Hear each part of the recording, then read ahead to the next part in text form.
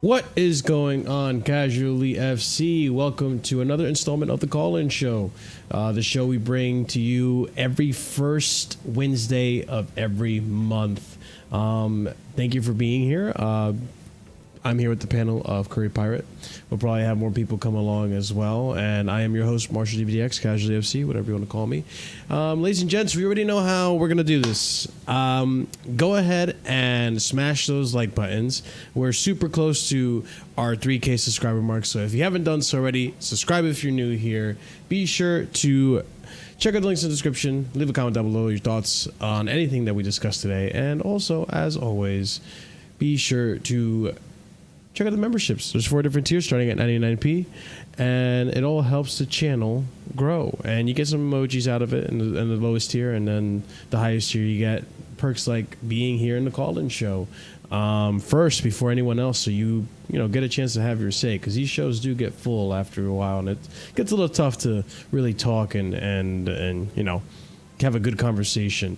But we do have a lot of perspectives that come in, and one of the perspectives that I wanted to explore in this month is, listen, we've had 3 matches in the Premier League with this manager, 2 in the UEFA Conference League, and yeah, it's or Europa Conference League, I should say, not the UEFA Conference League. It's safe to say that people have opinions on the manager so far, and there are things that need to be spoken about after the transfer saga that we just kind of went through. Some will say that we didn't really set up Maresca to succeed. Others will say that he has more than enough to succeed, and this is going to be one of those shows where kind of give us your thoughts on what you've seen in the first 5 matches of the season from Maresca, and where you're feeling, where are your feelings currently? Do you think that we're gonna go far with this manager? Do you think he's just gonna be another one that's gonna get sacked in January or whatever? Really, your thoughts. But before we get into the thoughts, obviously, let's actually share some tweets that I think feed into this conversation a bit. So we recently had some quotes from, Chelsea's favorite manager, legend, Frank Lampard, player legend, fraud manager, but regardless, big up to Lampard. Had a few quotes that he said on Match of the Day, and I thought it was interesting.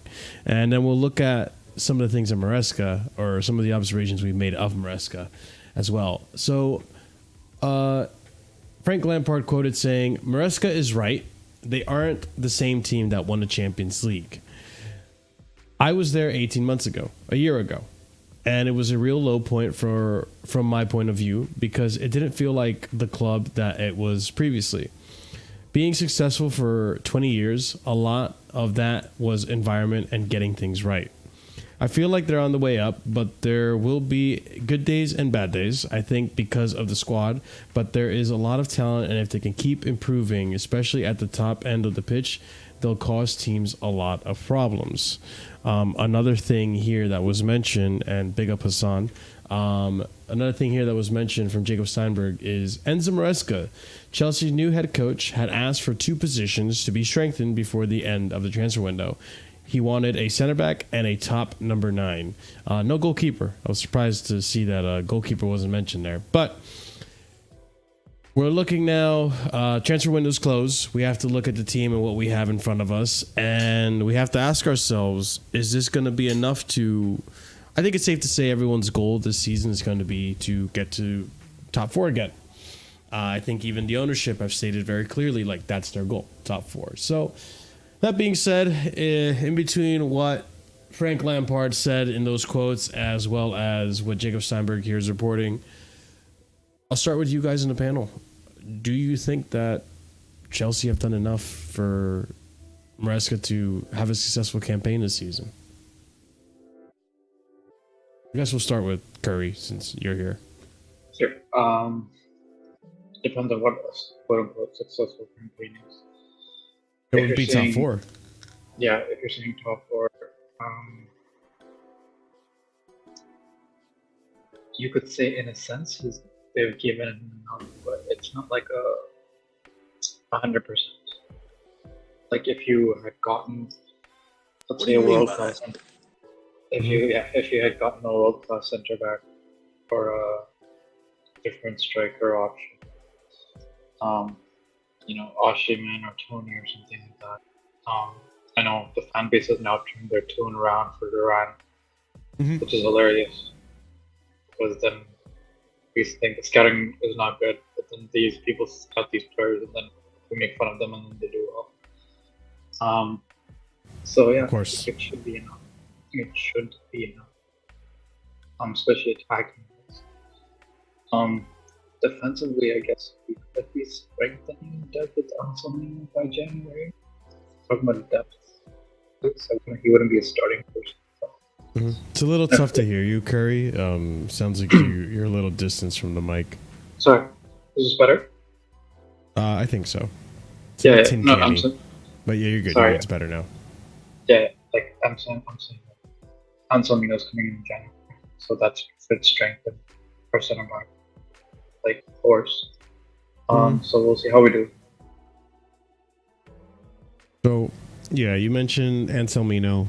You also mentioned, now Durand was everyone's, wanting to go for Durand now after they've seen 2-3 games of him performing well. But I mean, Hassan, I'm curious to see if you have a different perspective or if you share a similar one to Curry. What are your thoughts on what we've done in a transfer window? Do you think it's enough for Enzo Maresca to have a successful campaign here at Chelsea? I think, I don't know if you guys can hear me or not. I'm just testing. Can you hear me? Well. Yeah. Yep. That's perfect. Yeah. So, I think that what we've done in the transfer window was almost enough. I think that we needed a big gunman up top. We needed someone that had the caliber of Osimhen in terms of finishing and taking sort of chances away.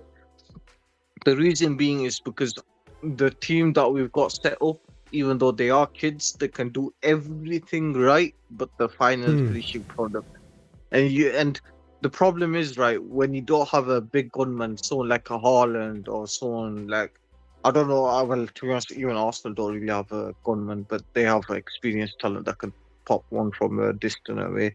But yeah, I mean, in this sort of system and the way Maresca is playing, we do create a lot of chances, but our team's just inconsistent. Like, I'm looking at the attack, like, yes, they can drive forward, they can like dribble past a couple of players. You got players like Noni, Sancho, like direct dribblers that can play with the ball and stuff. But like, what good is that until you get to the final third and when you play that final ball in?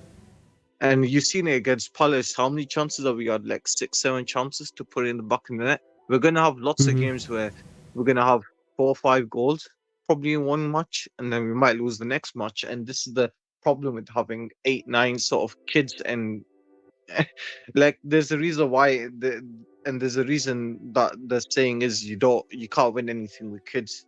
And it's true to a degree, but like I see the project and I've seen like what I've seen so far and what I sort of rate from the owners is that they're not like backtracking like the way they were before, like with the whole, or like we'll say one thing to the media and to the fans and then do the other. They clearly got a project, they clearly got a wage structure, and they're not going to budge. And I don't know, with the Osimhen deal and the deal collapsing, I just think that Chelsea have done everything in their plans. I think that it's for me, right? Like, of course, like the emotions are fully gone from it because I didn't really. I was very surprised that we didn't sign Osimhen. I thought they were gonna do the whole Enzo sort of saga. Oh, it's crazy, it's this and that. But like, after the few days of the transfer window shutting and the Osimhen getting rid of his agent, it was clear and evident that, to me, logically speaking, the agent screwed up the deal. So it wouldn't be surprising if we end up going back for Osimhen. And for 75 million release clause, which is in euros, why not? But like, yeah, I mean, back to the whole thing. Is the squad good enough to get top 4? Yes, it is. Are they consistent enough? That's the question mark. They are kids. If we go by talent, we got this talent squad depth to do so. I think signing Osimhen would have given zero excuses for Maresca. Okay, I mean, I think that's fair.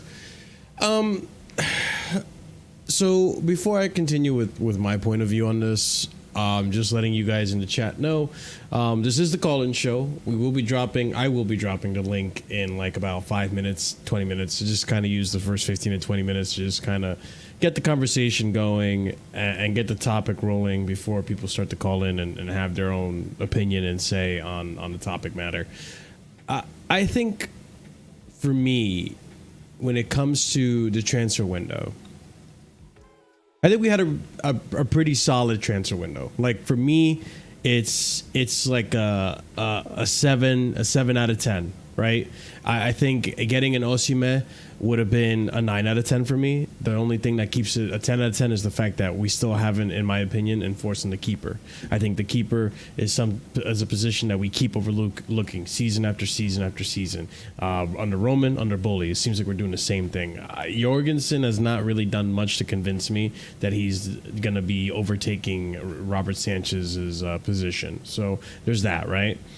I think in terms of what we have in the squad right now, though, I have a good feeling that even though we haven't had the most favorable results in the first 3 games of the Premier League, and I think the lowest of performances, I would say, is probably Servette, the second leg, I still have a good feeling that even in the current state that Maresca's team is in right now, which is a state of still learning, still adapting, still trying to accommodate and figure out its best 11, I think even in this current state, which may or may not continue up until December, I would hope, I think we could still get results.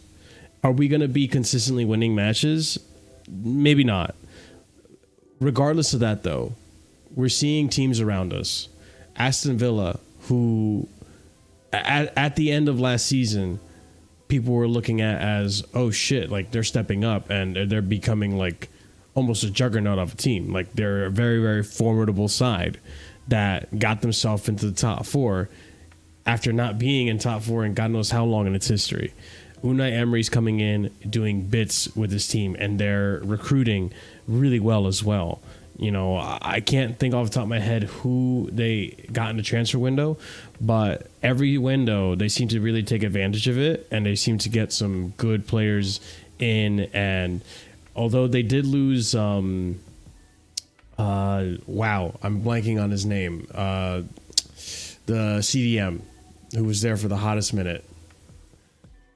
Oh my God, what's his name? Douglas Luiz. Although they did lose Douglas Luiz, they regained back in, who was the CDM that they just got, or the midfielder that they just got? They were in for João Felix as well, if I remember correctly. Thank you, Amadou. It's Amadou Onana, right? Yep. Yeah, so they replaced with Amadou Onana, who's been performing pretty well for them. Then we have Spurs that last year, again, Ange making quite a impact in the Premier League.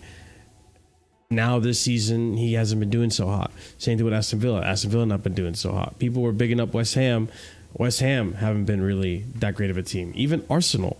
Like, if you look at Arsenal, they just drew. They already dropped points. City and Liverpool have been the only teams that I've seen so far. And I know it's the first 3 games of the season, but they're the only teams that I've seen so far in the few games we've seen that have convinced me that, okay, these guys are going to be competing. Like, really, really competing. Arsenal obviously is in that conversation, but they had a hiccup, and who's to say they won't have more hiccups, especially now in the next game against Spurs. It's an opportunity for them to have another hiccup with Declan Rice not being there. What I'm trying to get at is that I feel like this makes it so that the top 4 race is more open than it was last year. That being said, I see a Chelsea team that is trying to have a style of play, trying to have a system, trying to be more consistent in terms of in the attack, in terms of style of play and how we perform on the pitch. I think we have enough consistency in the future to help us stay in top four, even in the form where we are right now. Because like I said before, December, I hope that by then it's all figured out. It's all sorted out. The experimentation is done. We know what our best 11 is. Every player knows what their role is, and every player knows how to play that role. I think by the time we get to that January, we will have won enough games in our current form to maintain a close gap between us and top four. And then by December time, we're seeing the more consistent performances that keep us in that top four conversation and that keep us in that race. I have a good feeling we're going to be in top four for a considerable amount of time this season once we get there. So, I mean, Chris, you just joined us. Big up. I heard half the conversation. That's fine. It's really the conversation is about top four.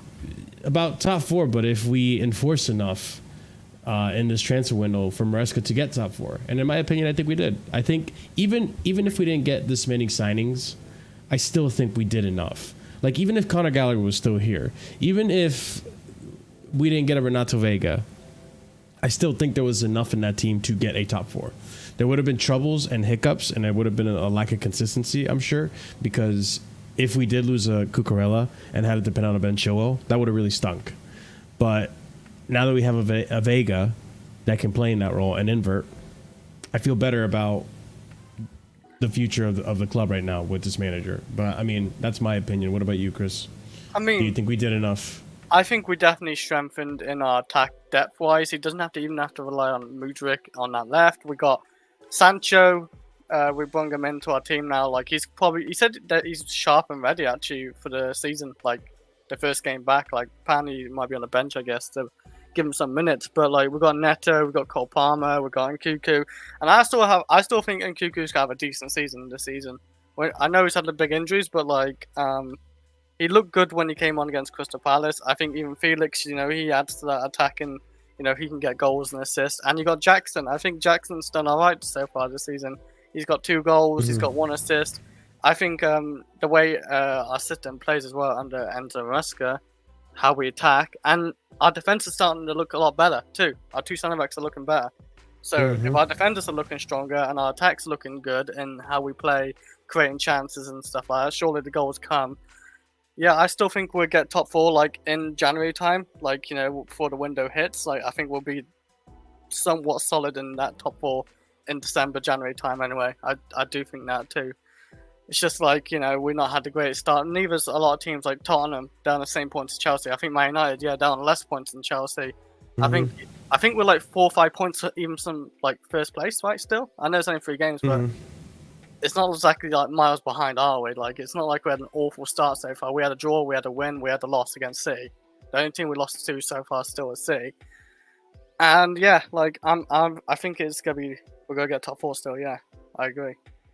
Yeah, I just saw a comment by Coco that I think is gonna. I do want to bring this up because I think it's something that gets brought up often, and I feel like we should kind of just be realistic about it.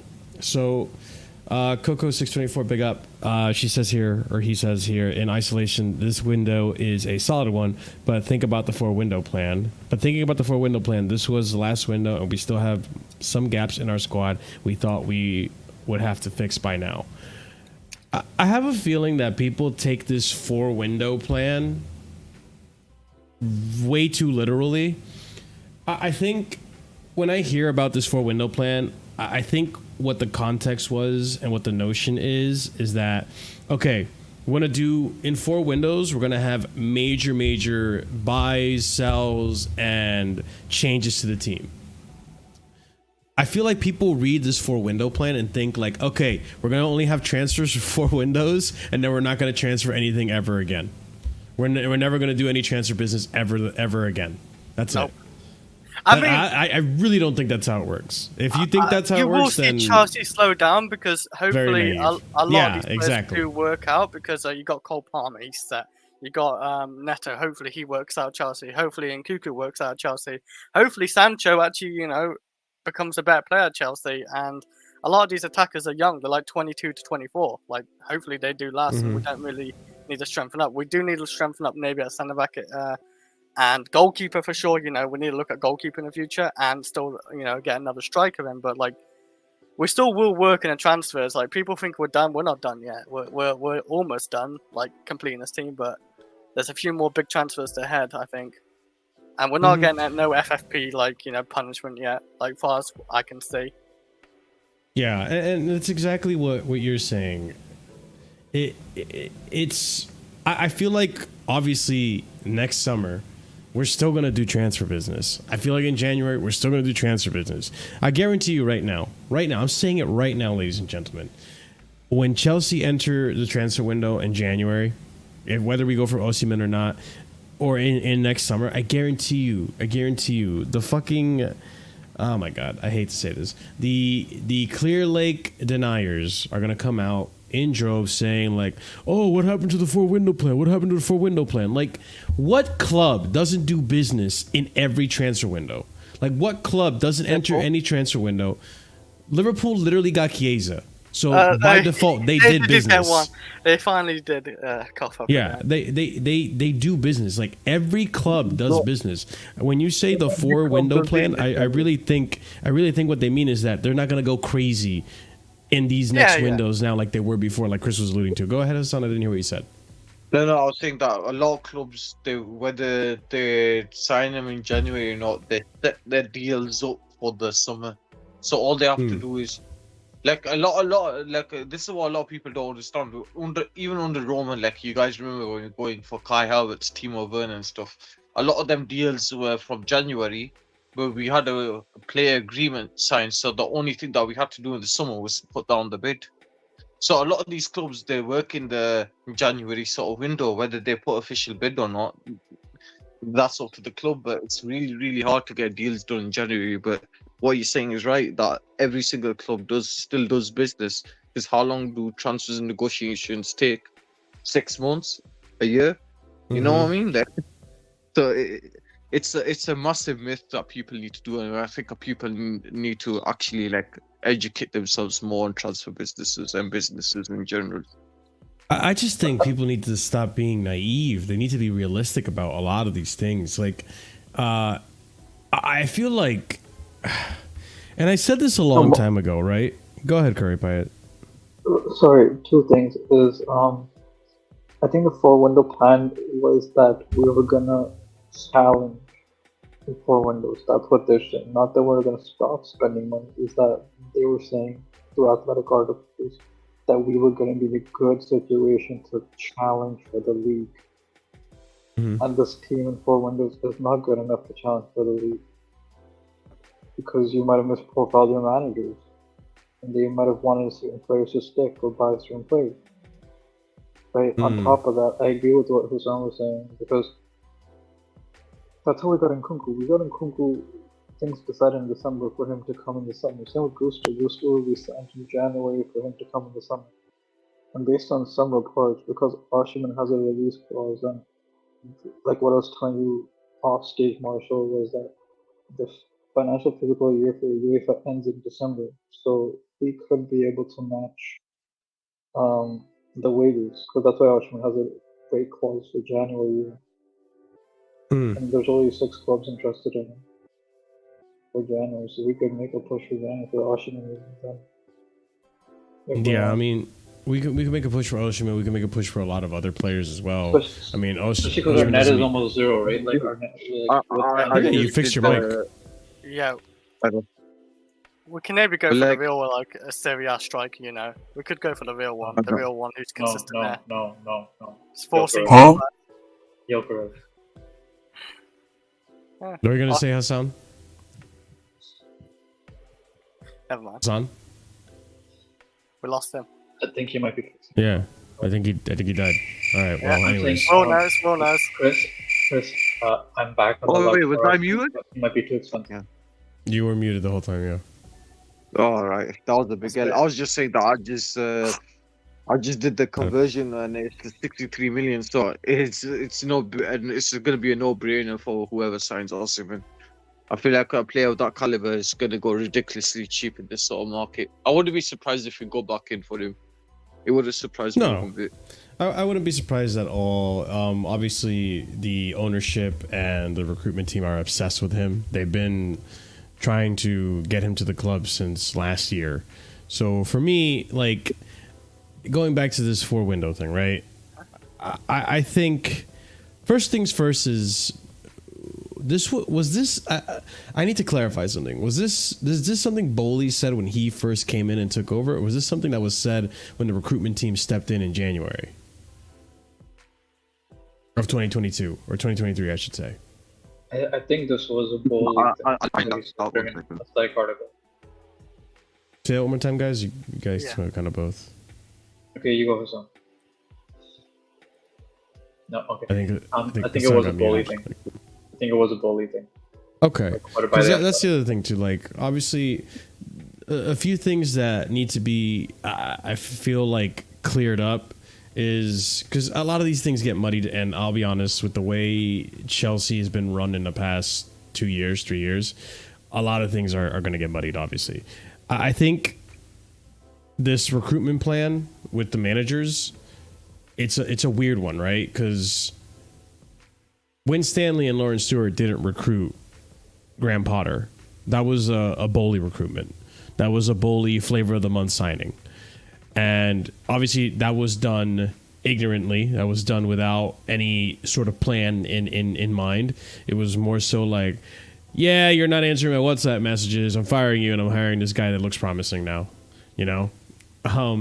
So that's how that happened. And I feel like it's unfair to kind of assess the recruitment team off of a signing or of a sacking that they for a manager they didn't even hire, right? And I think you guys would agree on that. So Pochettino comes into the picture, and whether you like him or not, and most of you already know I don't like Pochettino, he did get really close to getting us a top 4 placement, and if he did actually end up getting that, then the recruitment team would have had, I guess, in many people's eyes, success.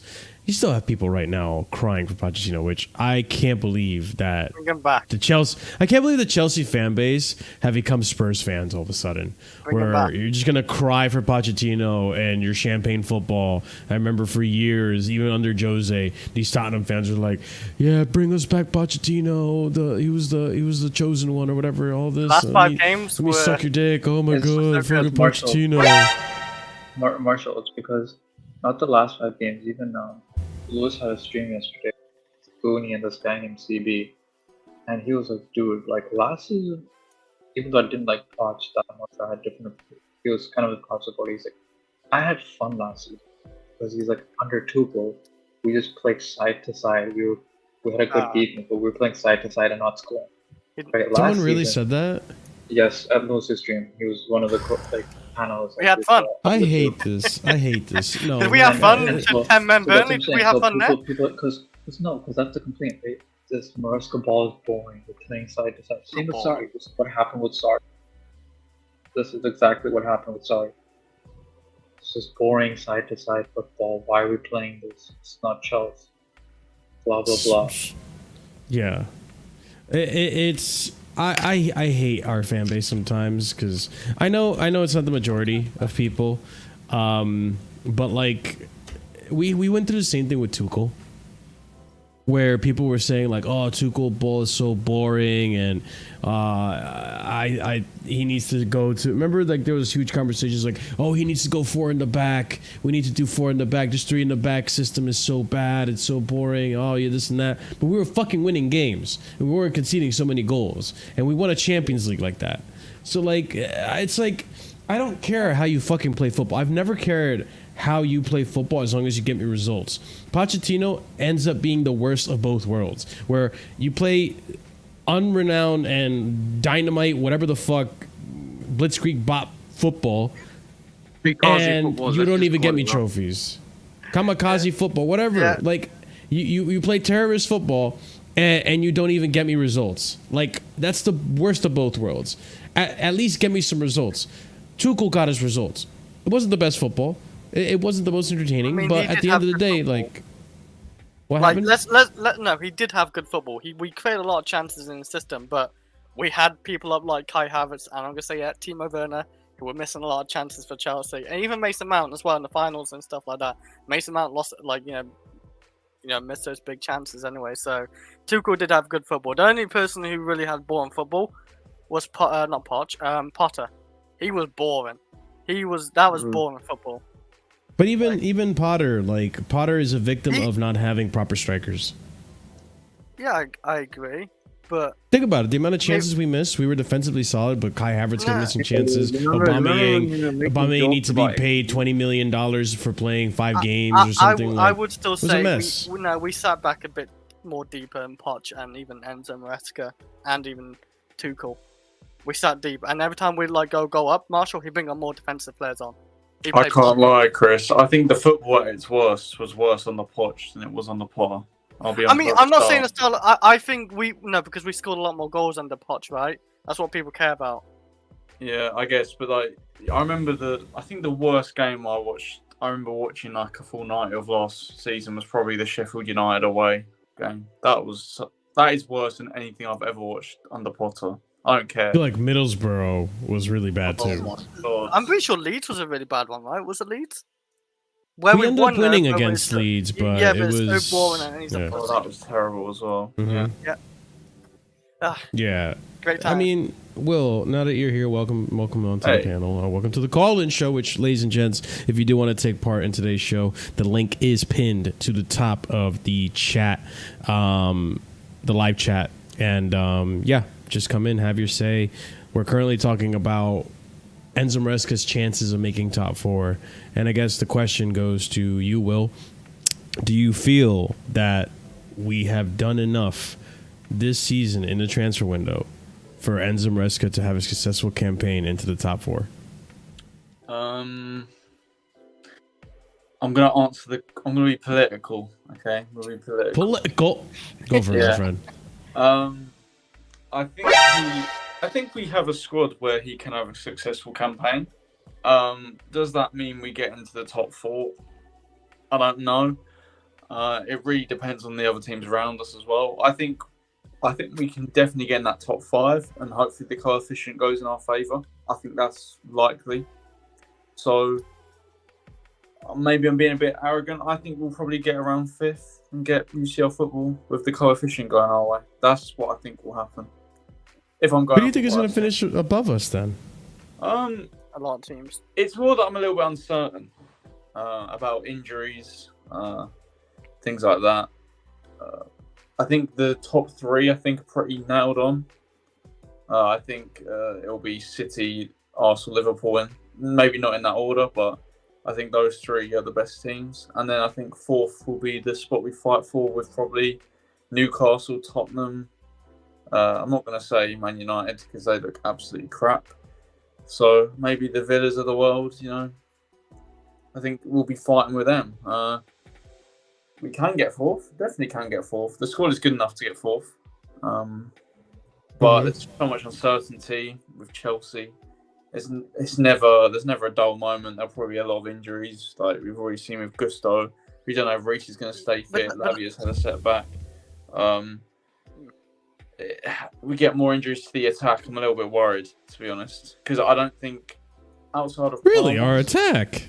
No, hear me out. So I think we've got good depth if they all stay fit. I think if we lose a Palmer or a Jackson, I think we're in trouble a little bit, to be honest. I agree if we lose one of those 2 players, because Cole Palmer is our most important forward, and then you got Jackson, our only striker, unless we got Oshman or someone. Halfway through. We have depth, but the quality in depth kind of goes down a notch, if you get what I mean, from Palmer. Really? Yeah, definitely. If we lose Palmer, I think we'll struggle to get top 6. Genuinely.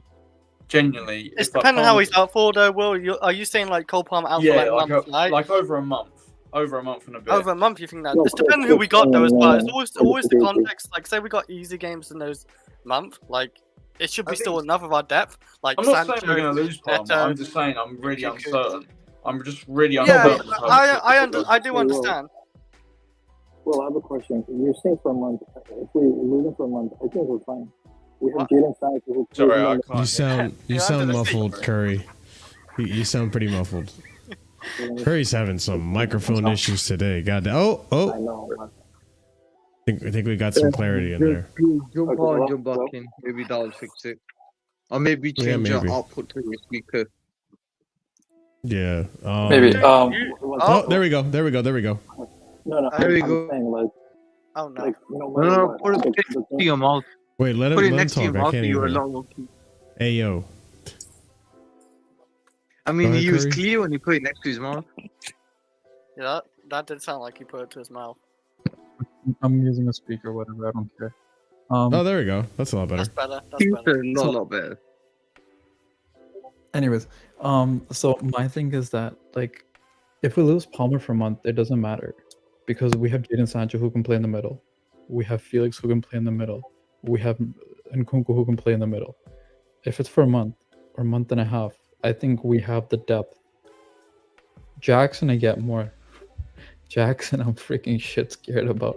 Palmer for a month, I'm not as scared.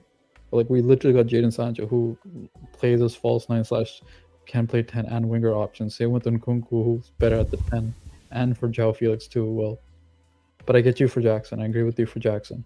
I mean, for me, Noni would come in anyway. If That's I mean, Noni as Palmer's well. playing. Noni's going to start for me. He's especially right now. Noni would be a starter, and then I'll probably play Nkunku because I think you've got to play Nkunku if Palmer's not in the team.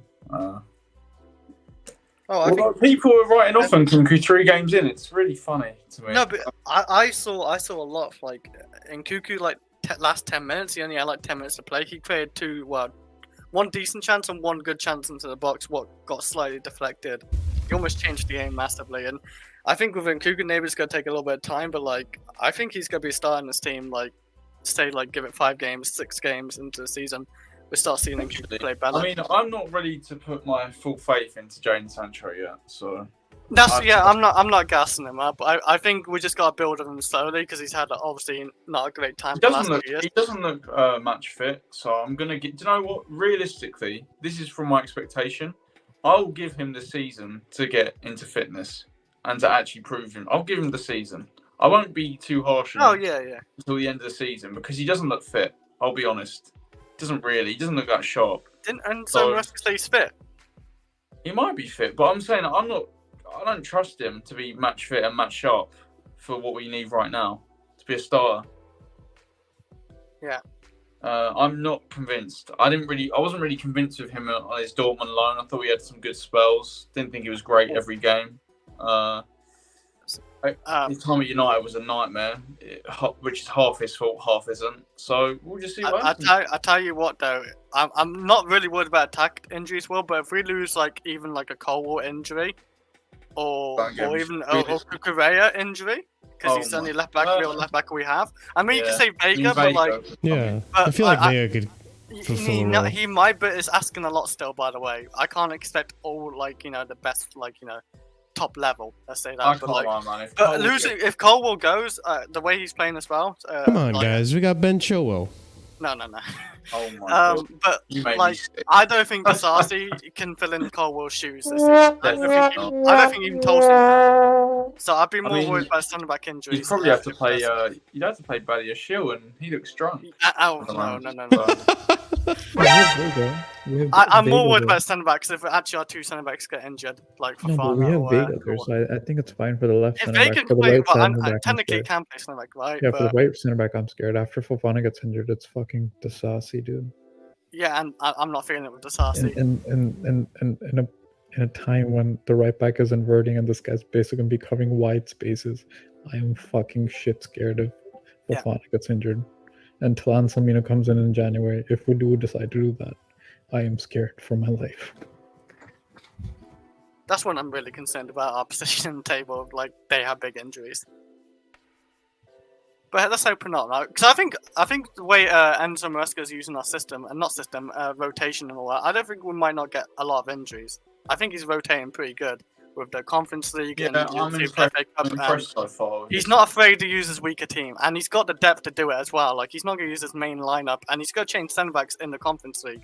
We've already seen, so hopefully, we don't see any injuries really. We might get a few in there, little ones, see Gusto, he's done something to his muscle or something, but nothing too major.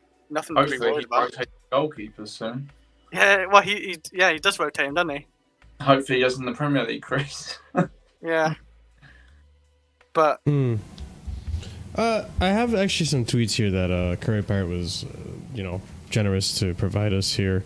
I just want to get these out of the way as well. So, a source close to Clear Lake told ESPN that they expect to end with a net spend of around 0. That's some good work. I'm not gonna lie. So, big up to our ownership for expecting a net spend of 0. So we're good in the books, guys. We're good with FFP and PSR. I would imagine with having a net spend of 0, which is great, including loan fees. Once all transfer windows are closed, are around the world are closed, if they achieve that, it would put them approximately 14th in the Premier League for spending this summer. Continuing on, after Jose Luis scored twice in the final 3 minutes to secure a dramatic aggregate win for Real Madrid against Bayern Munich in the Champions League semi-final, Baghdadi Bali texted an associate to say, "We need Champions League football in our lives," and this goes back to what I was mentioning before. Do we have enough to get top 4? Because the goal is top 4.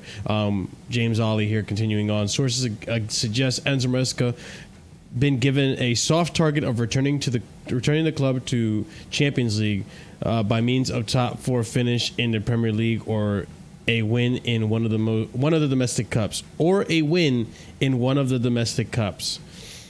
Okay, so let's add that spanner to the works. Do you see Chelsea potentially winning a domestic cup this season? No. Talk to me, Will, Mr. Negative. No, I just don't see us. I think. Tell me more about how you don't believe in Chelsea, Will, please. It's not I don't believe in Chelsea. I just think we'll get a tough draw eventually. We'll get messed around in the draw. We'll probably draw City eventually. So it's kind of early on though. Like I can't believe we didn't win the Carabao Cup last year. That's one of the most embarrassing experiences of my life, being a Chelsea fan, watching the Liverpool kids beat us. Oh my god, embarrassing. So I mean, yeah. Get a good draw, maybe. Though I'm not going to write it off completely. I wouldn't put us as the favourites of either competition. I'm not trying to set anyone up for this, right? But what I would like to say is big up Dark. Yeah, Dark is me. Everyone doing? He's here to Discord gang in here. Discord Had to gang join. for sure. What's up, Chow's the oil job. Oh yeah, don't get me started. So I think, and I'm not trying to trap anyone in this, but based on what we saw in the first match against Man City, do you think a more refined version of that team, one that is more clinical and can finish their chances, can actually get a result against Man City in a domestic cup? Yeah, but I just think, I don't know if it's probable. It can happen. Okay. But against City, it's never probable that you're going to win, to be honest. It's a one-off game. Anything can happen, honestly. I mean, we saw Man United last season beat Man City. We saw Man Yeah. United. So. I just wouldn't be confident, that's all. I get it's Man City, but they may not use their best lineup as well, remember, because they might be fighting for the league again. They will be. So they might not use their best lineup, and we might use a stronger lineup, and Enzo Maresca finally gets, not finally, but he gets over the line. I really I hope would say it probably depends on if Erling Haaland is clinical or not on that day, because that system is set up for Haaland to score. Yeah. If we draw City, I swear, if we draw Man City and Pep comes out and goes, "Oh, Chelsea are so good," they're so good. He's gonna say that. He's gonna say that. He's gonna say, "Oh, nice, good." They're so wide. It's going to be set up to for them asking about his colleague Enzo Maresca. You know how it is, man. He's gonna pull out that sarcastic sort of interview, man, where he plays good football. He's a good manager. Blah blah blah. Chelsea are dangerous. Blah blah. He's gonna blah. say something like he learned off of Maresca as well, some crap like that. Yeah. Like I sat at home, learned and studied Maresca football while something like that, man. Okay. I mean, anyone else think that it's a possibility? Well, obviously it is a possibility, but does anyone have faith that if we continue progressing like this, if we do run into a Man City in the cup, we'll be all right and we could get a result? To be fair, Marshall, I think the teams like Liverpool kind of worry me a bit more. Really? Liverpool worry you more than Man City? No, not more than Man City, but they worry. Oh, okay. They worry me quite a bit, just the way they play. If they can be direct in behind, that can be an issue. Can't lie. I mean, Ancelotti is getting a tune out of Liverpool. I didn't expect like so soon. I knew they got a good team and all that, but like he's getting. Guys, we all agree Manchester United are shit. So we gonna. No, but the only game that's made right. them. They may not look that good. Was Let's the have it Ipswich right. game for the first half or To be so. fair, But, like, defensively, Liverpool looked solid as well. I said Stock was going to do well, yes, but I'm not going to get too far ahead of But like, myself. you gotta take it with a pinch of salt. They It's are just like a defensively how they are they a look. veteran team that are playing similar style football. They are To a be team fair, of like, veterans. the thing is, Liverpool, they've got another 3 easy-ish fixtures. If they start winning, if they win all the next 3 games, which they look probably alright. will. Isn't they our could- run easy too? I mean, Yeah, but they have 9 points on the ball. That's what I'm saying. If they continue their momentum, they could have a very good season. They just need to win the next 3 games and push on. Because I'm not too sure that they're going to be challenging for the title. Liverpool, I think they're going to get top 3. I don't know if they'll challenge for the title. Well, I think it's safe to say the title challenge will be decided on December. Around, yeah, there'll be enough games. Yeah, December is the point where the season will start to shape up what it look like for everyone. Yeah, it's gonna be how it always is. Teams are gonna get injuries. Whichever team survives the Christmas period. Yeah. Normally how Yeah, it because goes. that's always going to be the peak scheduling period. We get so many games congested into such a small amount of time, and then we start seeing players drop like flies. I mean, I think that's one thing that keeps me optimistic about this season is that no more Pochettino injury tax, right? And we have an improved medical team, which, you know, it's yet to be seen when it's really, really tested and running on all 4 cylinders, right? Like, December is going to be peak time to really observe how good our medical team really is. Because if we can keep the majority of the squad, and when I say majority, I mean like at least 75% of that squad fit and ready to go, then our medical team is doing a fantastic job. And that's going to be a big decider because, you brought up Palmer, right? Which I 100% understand that Palmer is a big factor to this team. But I feel like one thing that is being overlooked is how big of a factor in a game changer someone like Reece James can be.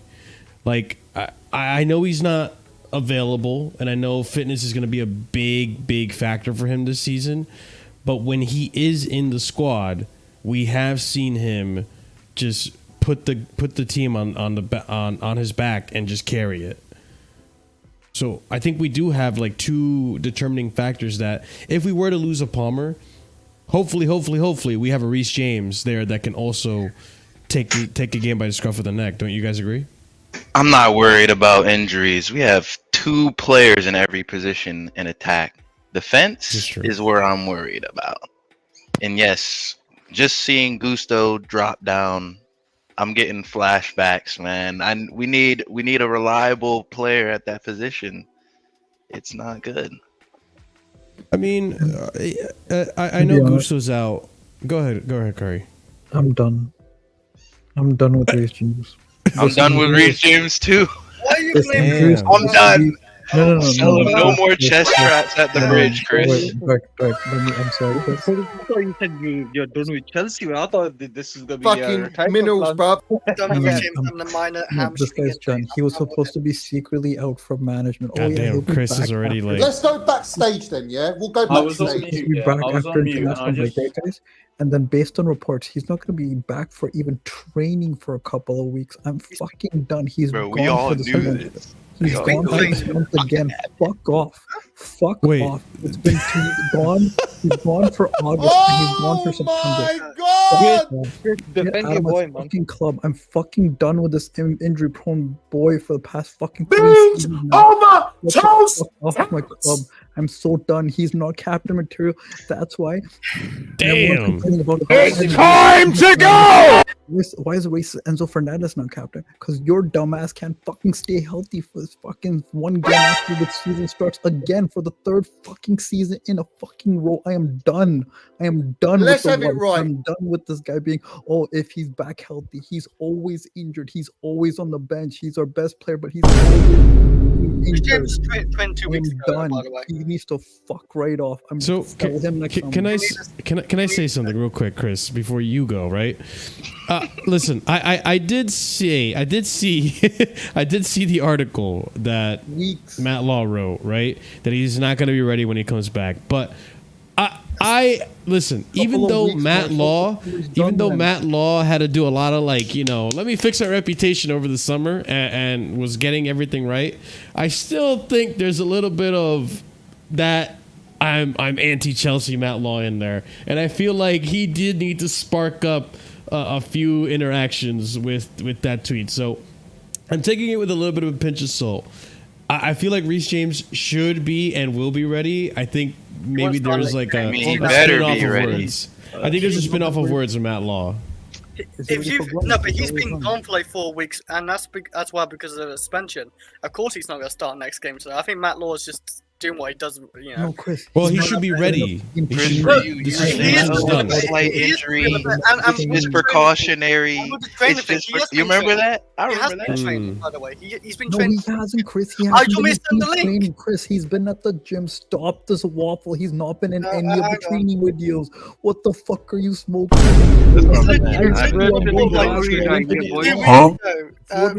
Back to training Reece James. I've seen Sancho. I've seen. I'm reading it right now.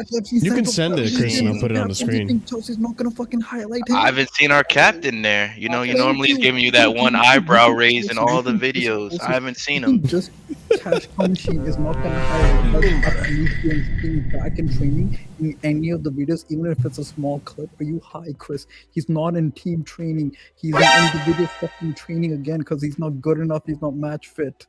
Stop it. And the article says a couple of weeks that he's not going to be in team training. Not a fucking this week. A couple of weeks till he's ready to be in team training. And he's done for September and he's coming back in October when our worst run is happening. Right, this is where we're supposed to be accumulating points. In the span of October and November, we're playing Newcastle, Arsenal, all the top teams. And you think this injury-prone MF is going to be healthier during that stretch again? When he's going to be... This guy's a MFer. You could say motherfucker, it's okay. I'm so done, Chris. You can't tell me he's back for full team training, Chris. You can't. In none of these videos. Well, we've not seen what type of training it is. Yeah, of course, he might not be in the main team, but he's back at training. That's the fucking point. The main team. I was gonna say, right? How do you have a surgery, right, to prevent your injury and still get injured twice? Again. What do you mean twice? Like again? Is that cautionary? What's the other one? He had like two. He had like two, I swear, because he got injured before he got the red card, right? And then he got injured again during the red card. That's what I'm saying. I thought he got taken out during a game or something. No, not when he was in last season. No. He got red card and that was it. But like, after this season, he had a minor hamstring and they took him off for precaution as well if you read into it, but I guess a lot of you didn't. He's not meant for our club. He's not meant for our club. Like Dembele was fine at PSG but was always injured at Barca. Maybe he's not meant for our club. He needs to leave our club next summer. I'm done. I'm done. You should have took 100 mil from Real Madrid. It's most like he ain't getting 100 mil.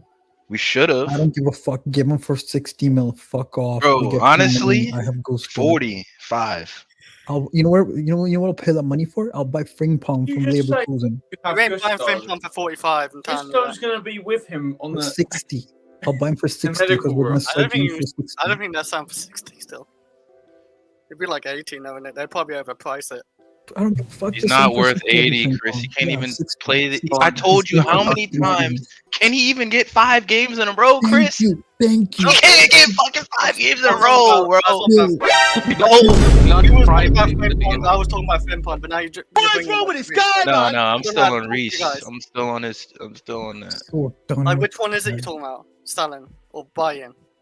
Huh? Who should buy? Anyone that can stay fit for more than 5 games. Jeremy Frimpong, 60 million. Fucking pay up. That's mine right back. I Next wouldn't summer. mind Frimpong. I really wouldn't mind Next Frimpong. summer, but so Only thing I'm worried about is the defense with Frimpong. He's basically a winger, man. Yeah, but he inverts, right? That's the whole point. That's why. Okay. That's like Gusto does. There you go. I mean, Yeah. Reece ain't getting sold this season, so. it's Yeah, not- that's why I said next summer, Chris, because it's January. I mean, you have to still wait and see how many games he does No, play. He's like saying fair I'm done. amount when the season's not even I'm really done waiting and begun. seeing. I'm not Oh. blind. I went to the optometrist. Until I he gets fucking 5 every games in a season. row, he's sold. But that's the thing, though, right? Like, okay, so you're I'm just personally, having I'm money. personally taking the Matt Law article with a pinch of salt because I want to see what happens at Bournemouth if he's going to be there or not. If he's on the bench, then he's been draining, and Matt Law's been waffling. He's Okay, unlikely and if to he's not, play if there. he's not, if he's not, And if he's not, that's only 4 games, and I want to see what happens. Like, because I'm going to hold to what I said. If he's unavailable for more than 75% of games this season, I'm done no, with him. why we bring the I bar? agree with that. Why we bring the bar I would so high, understand that. 75% That's of games? reasonable. No, But he needs saying to be out the healthy season for start 50% of season's games crazy. this season. He needs to be healthy for 50% of Premier League games this season. Why are we doing 75? He needs to be healthy If- for 50%. He's a fucking captain. No, I don't mind him half the season. Wait, I've seen other but players do it. 75% is He's supposed to more. be our best player. I mean, Robin was like, Bro, one of Wait, the- sorry, Marshall, I are you like saying you he up needs to be every like season. healthy for Fit for 75%? more than 75%. No, or like he needs to I be need him healthy for starting 75%. over Okay, 50% of the fine, games. I ain't gonna lie to you. You need No, to play I at agree least with 70 75%, minutes. but 50% we got Gusto. It Wait, doesn't hold matter. up. Marshall. Wait up. We have 38 games, right? Mm-hmm. Okay, I'm gonna do a quick math. Wait, right wait, now. Chris, you agree Reese is better than Gusto then, right?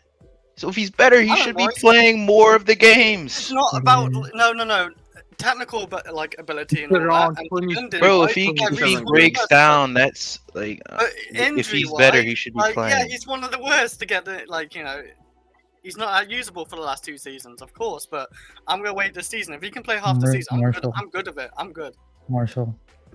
Yeah. 75% of 38 games is 28.5, so let's hit 29.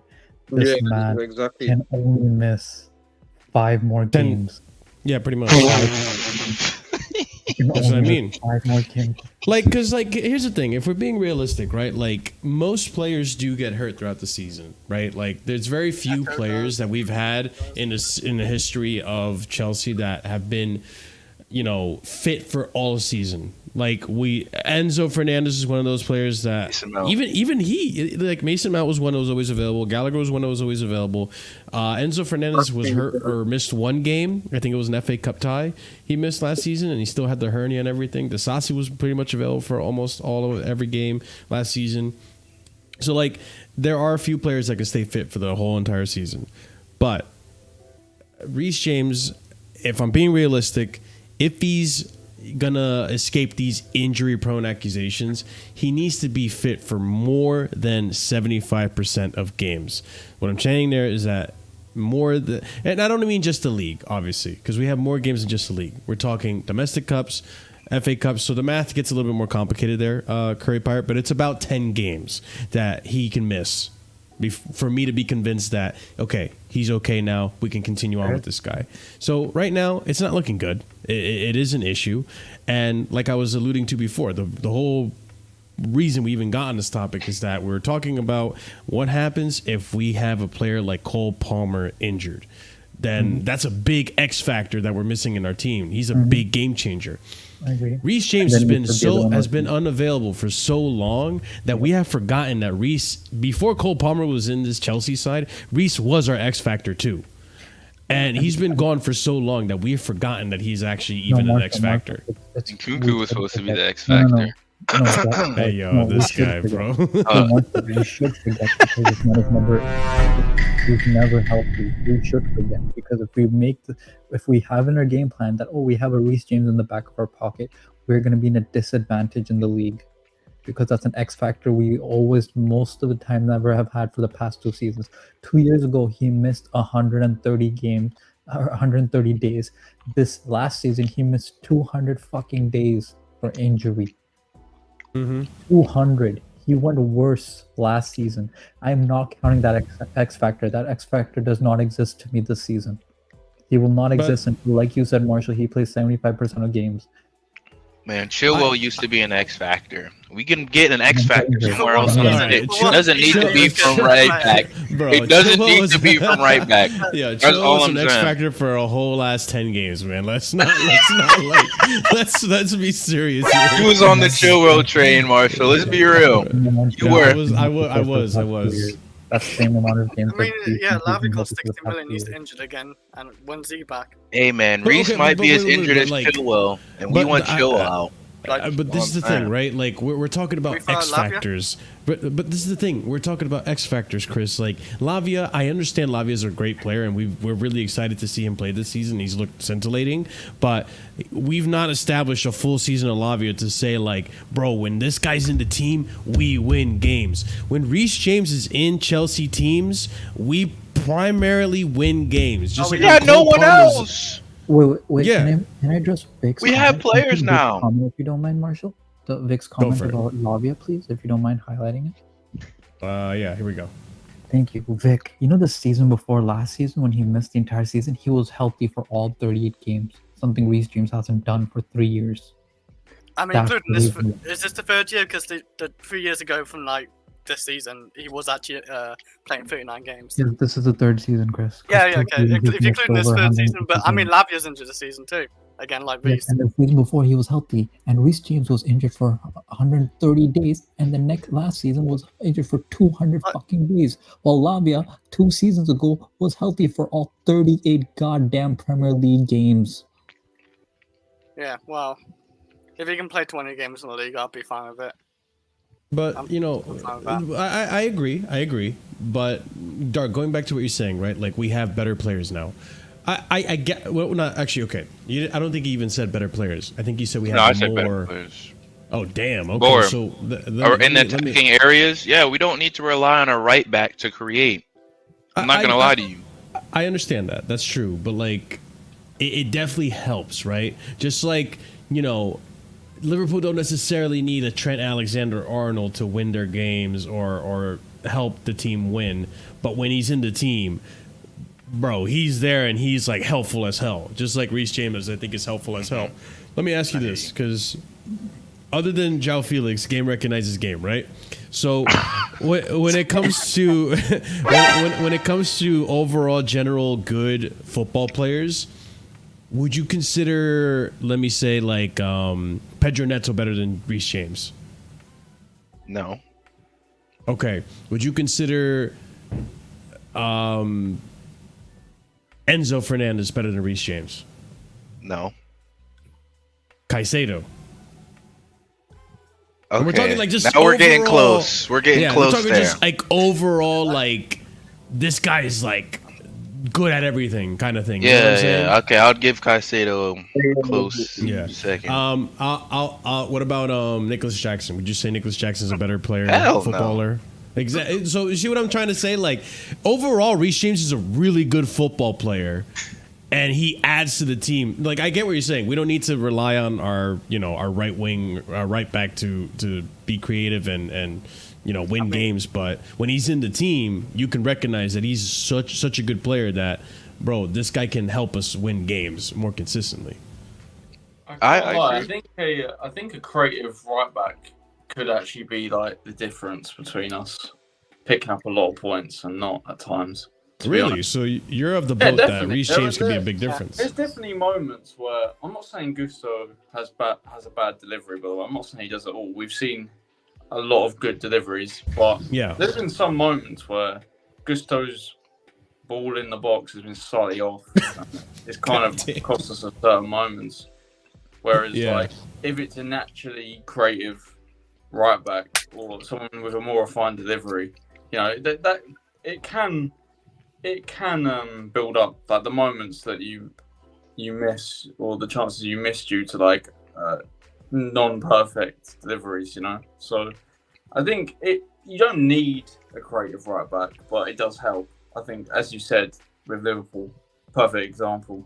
Without Trent, they would probably still score goals, but would they score as many? Not a chance. Of course they wouldn't, because there are some moments where you need a moment of creativity from players like Trent or players like Reece James. So I agree with the Reece James, because when Reece, well, hopefully he doesn't course get you do. injuries. But like his crossing ability is one of the best as well. I'm not saying because it's Trent, but like he's got one of the best crossing ability off, like, not set pieces, but like just open play is really good.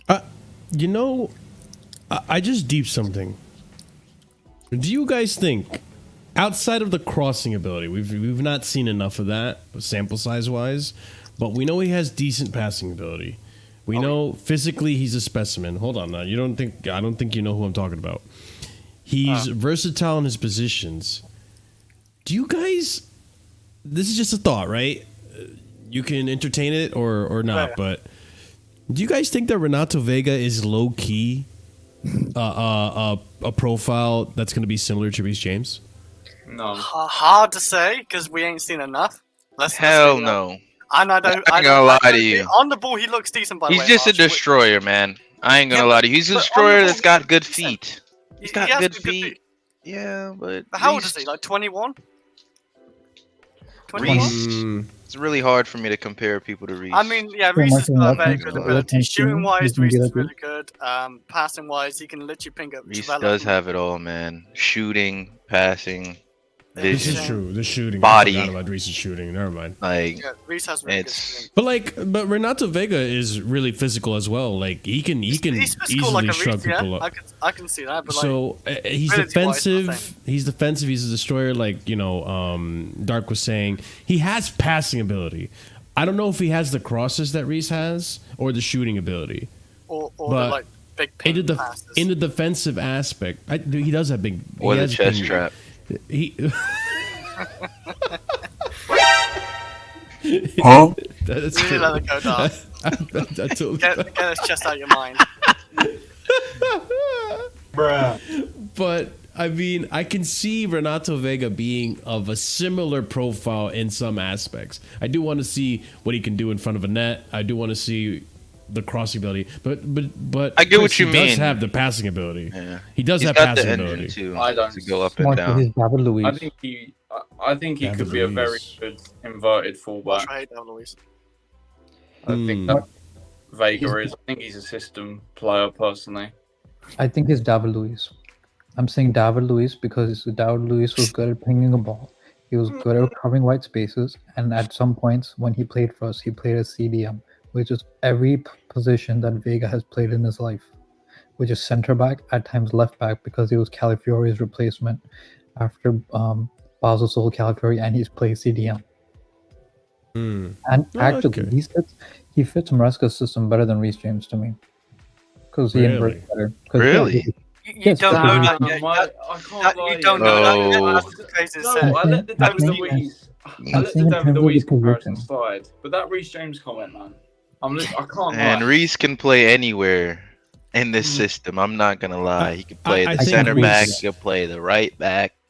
He I can honestly understand- play a wing if he wanted to. He's that good, but he's We never rushed in fit. this a little bit. Like I've seen Vega play like 5-6 games of football. So I don't read. I ain't gonna like compare him to like Reece or like David Luiz or whatever. Oh, yeah. I can't lie. David Luiz, by the way, for a centre back, is the best passer of a ball I've ever seen from a centre back for Chelsea. So I don't really want to compare the passing ability to David Luiz, to be completely honest. I don't think The time will come. You'll see. We're the not comparing close I to get what it. you mean. He's aggressive in the tackle. He makes his presence known. He's a bit of a passion merchant or whatever. I get it. Yeah. You see what I'm saying? Yeah. Yeah, that's what I'm saying. He's like, But he's not like Reece though. He doesn't use his. He doesn't shield. He goes into the challenges hard though. I get it. Reece will shield And you sorry, off. Vic was saying with regards to we're losing or replace a world class right back. I will freaking get. I will get who? Oh my God, Bayer Leverkusen's right back. Oh, Frimpong.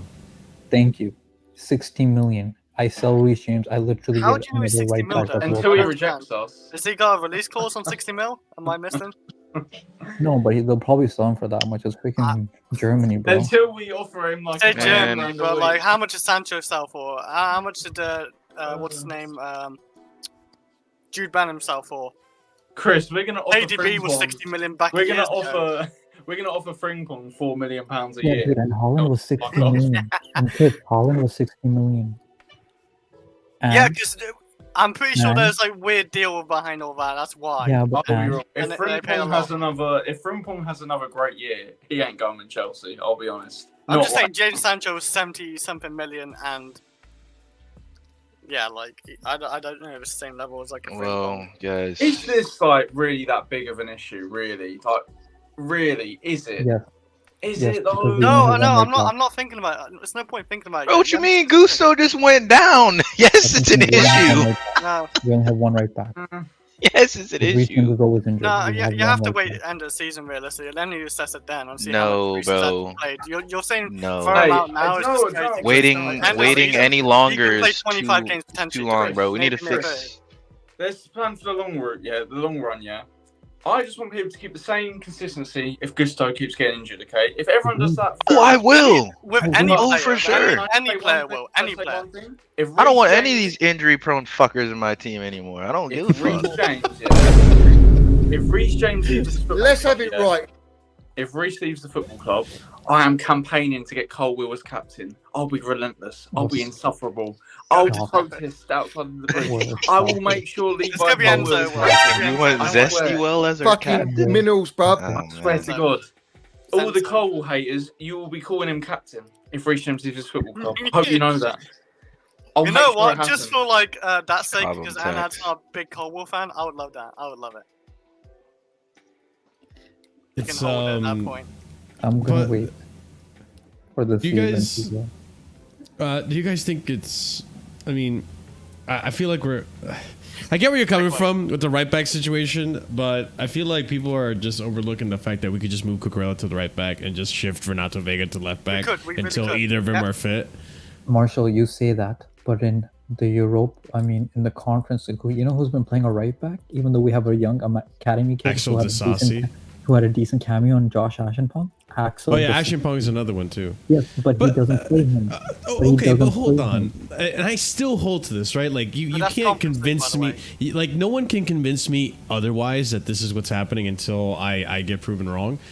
I genuinely really think that first off, Axel is not fit. That's one thing you gotta remember. He was out with a hernia all preseason. He only came back. His first appearance back was the first leg against Servette, right? Mhm. So he's not fit.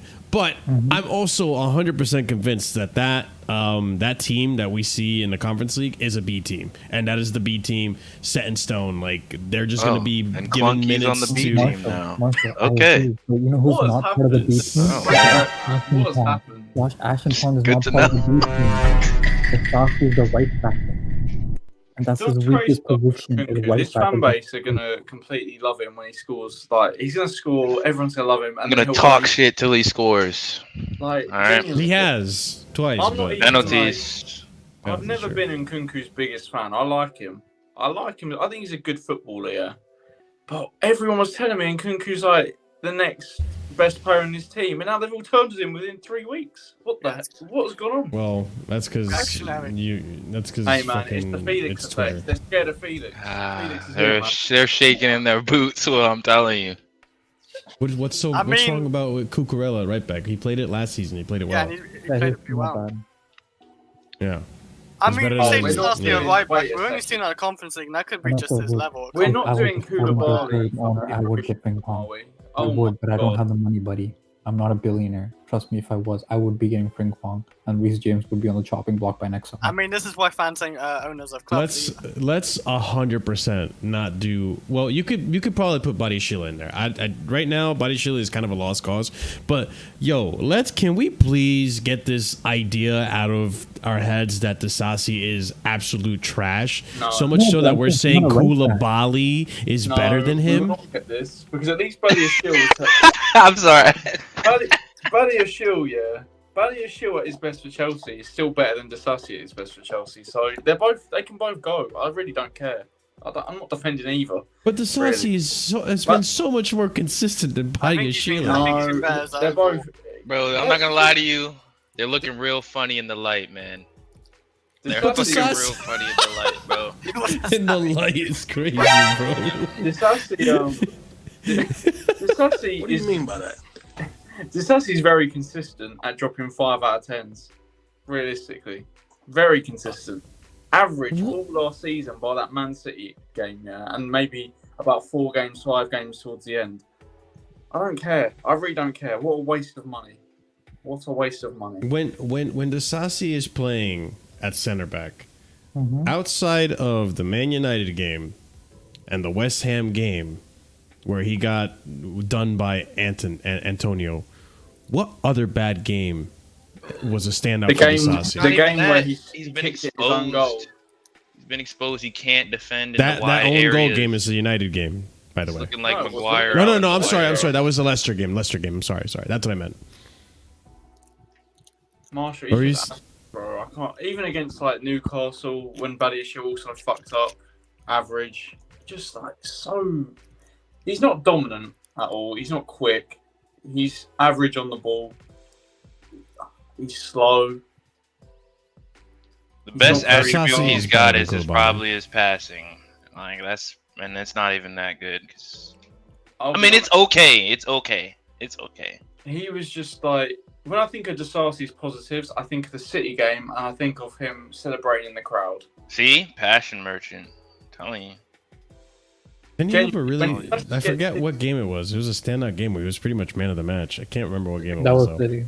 That was City. Oh, okay. I guarantee that Marshall, and I'm not trying to hate on Disasi because again, I don't really. Sounds like you are. No, he's just. It not sounds good. like you are. I'm not trying to hate on him, but you do hate him.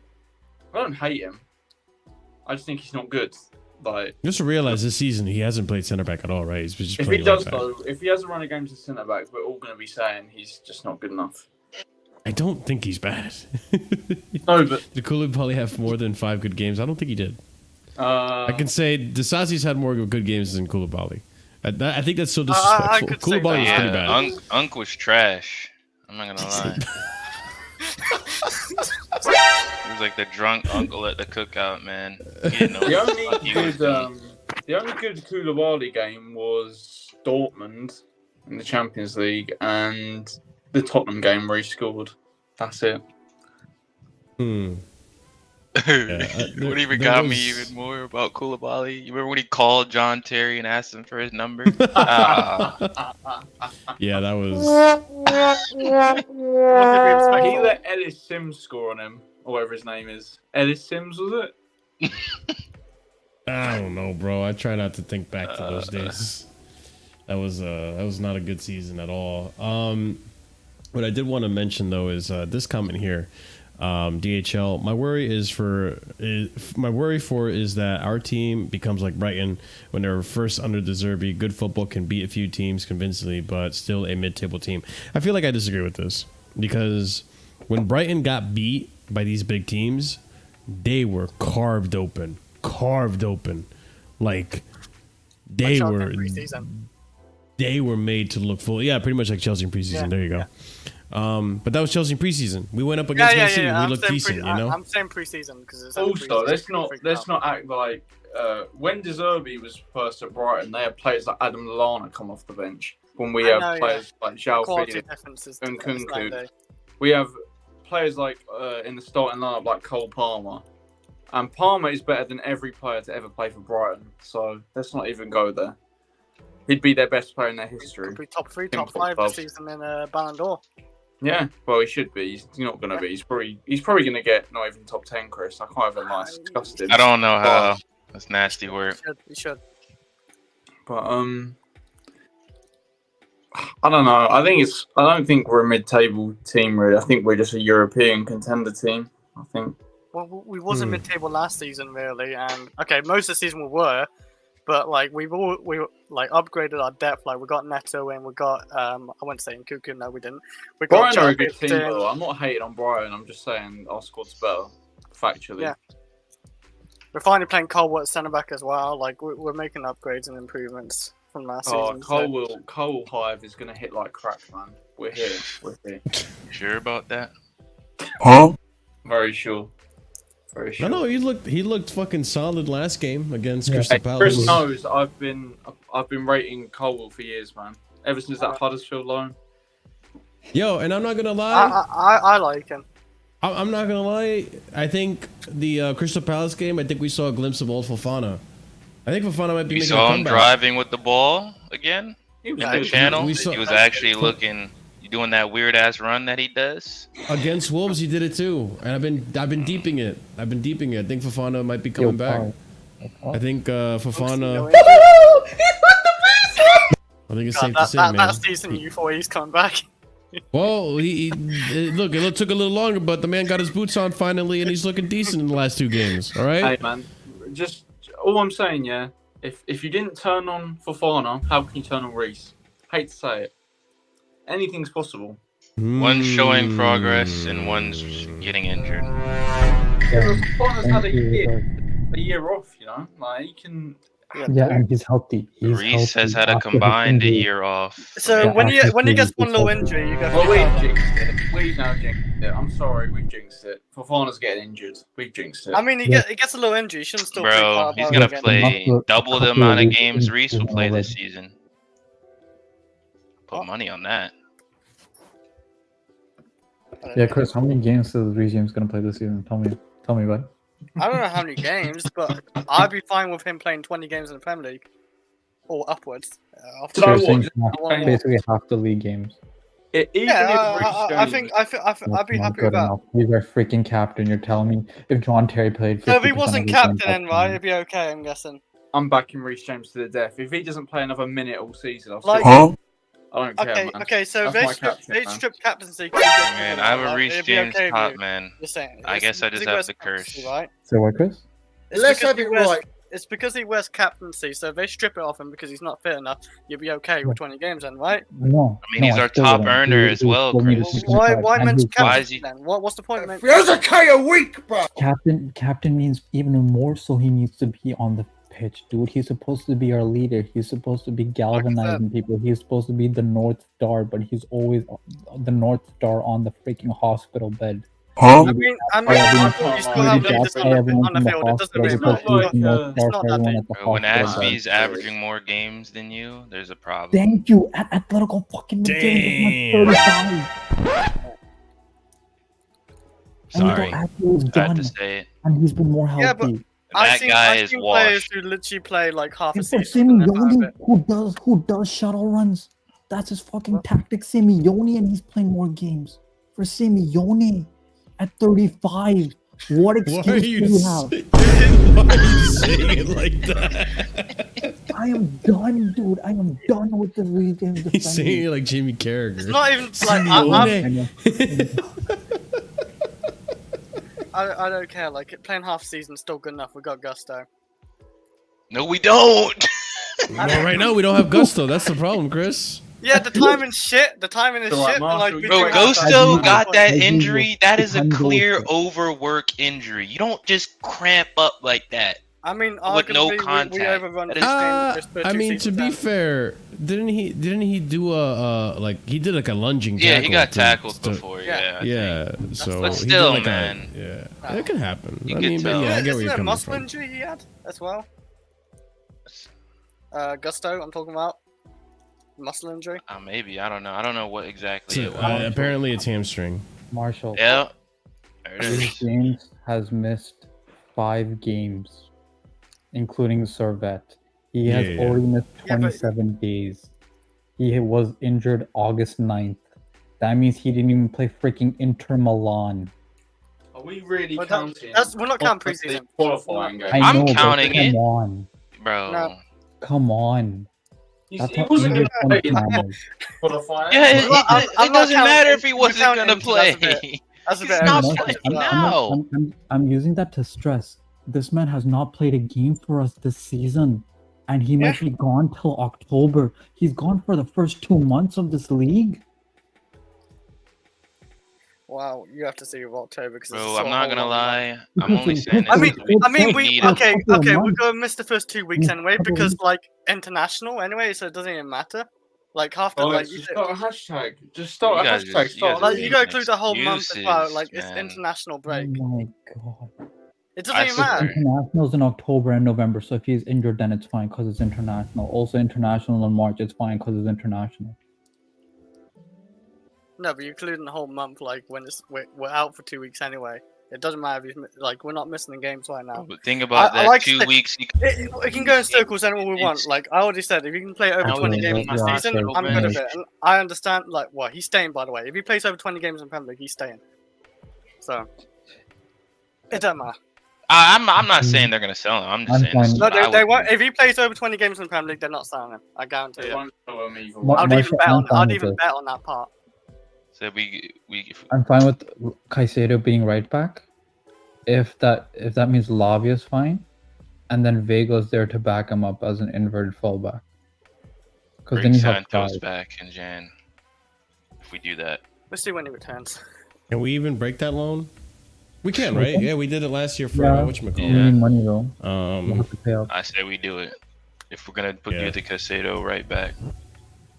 I don't think. Well, maybe, but I don't think it should. I don't think it's necessary. I think we have Cucurella and we have a Josh Akim-Pong. Why would we that take can play. Kukurea out of his best position though? We just seen him at the Euros. Yeah, I know. Play But like, left back. we gotta accommodate. You know what I'm saying? Because we got Renato that can play in that position. Oh, yeah, and so if we gotta need, accommodate Well, because our captain can't I'd stay fit. rather promote a youth right back than put Cucurella out of position. well, what do you guys feel about Josh Akim-Pong coming in and doing a shift for a little bit if we need to? Sure, these are the games he should be playing because they're lesser opposition. I'm fine with that, Mhm. but I need Gusto or James to be healthy for that stretch we're having in October, November, dude. We are in scary hours those 2 months, my guy. DHL, Yeah. Caicedo could definitely play right back. He's just gonna be inverting into the 6th position anyways, which is his natural position that he Yeah, because plays. Brighton, he played that for Brighton against Arsenal, locked them up. That's Can't when play Brighton had that win. He can 110% play there. Yeah. Yeah, Caicedo can invert, but I don't know if I want him to invert if we have an option like a Josh Akim-Pong that can do a You shift trust there. that? too. I'd rather Caicedo in that option over. Maybe in Disaster. cup matches or something, but Yeah. Like in cup matches, yeah. In like the Premier League, like I said, I wouldn't be opposed to having a Cucurella that can play in that position. so Mudryk And got right then- back. Hell no! Hell no! I ain't doing that, bro. Like, what the hell?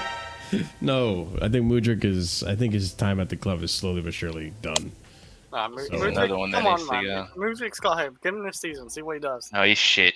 He's shit.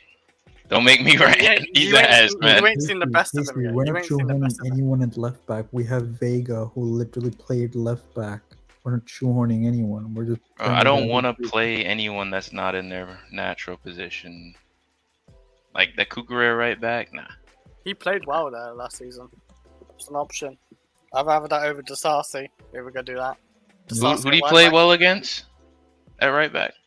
This last season, he played a number of games there, and he was solid every game. I just remember him being solid there, and we remember talking about like Cucurella. He's man of match at right back at one of the games as well. So Yeah, but who did we play? I don't remember what games. I'll be honest. Like I just remember, and Marshall come back. Him playing at right back, he was solid every game basically. If Marshall's there, like.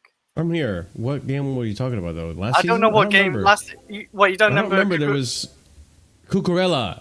Yeah. I think we were, Right for back, some reason I heard Caicedo. No. There was plenty of games where he was decent at right back. No, he was solid there. He even got man of Yeah, match yeah. on those games. I just don't remember which game he did get man of match. I just remember him getting man It of was match. towards the end of the season, and I can't remember what games there was because it was another one of those Even situations earlier where this season as Reese well. wasn't available and Gusto wasn't available, And yeah, well, Reese wasn't yeah, we available just all season last season basically, except for like 8 games. yeah. So I think Cucurella can do a shift there if that's what you're trying to imply. Yeah, I think he can. And it's only going to be temporary. You're not going to just keep him there. It's only until Gusto comes back. And it's saying Gusto might be out for maybe 3 weeks, something like that. I don't know. Fuck me. It won't be too long. I don't think. I think that's what they said. I got to look back into reports, but I don't mind Akimpong playing in there. I mean, did he show me anything in preseason to make me think like, yo, that guy's the next one?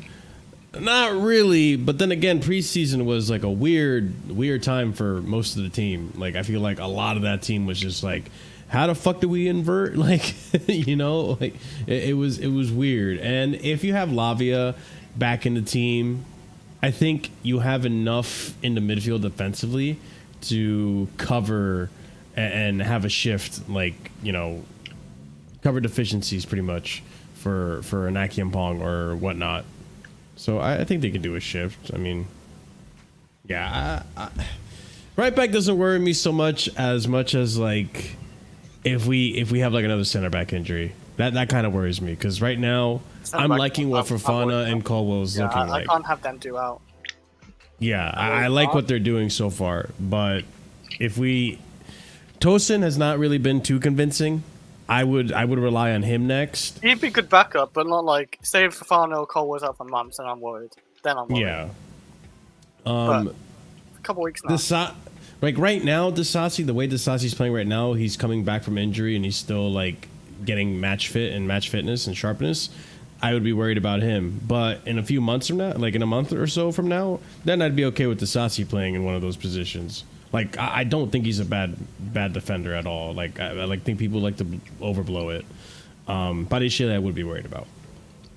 But right now, if we lose a center back, we'd be fucked. I don't think there's many. Like choices ain't the case. I feel like we've covered up in most positions that I think I'm okay if we get an injury here or there. Now the next positions we need to fill up is another striker, centre back, and definitely a goalkeeper. But even if, like, let's say, for example, we lost to Jackson, right?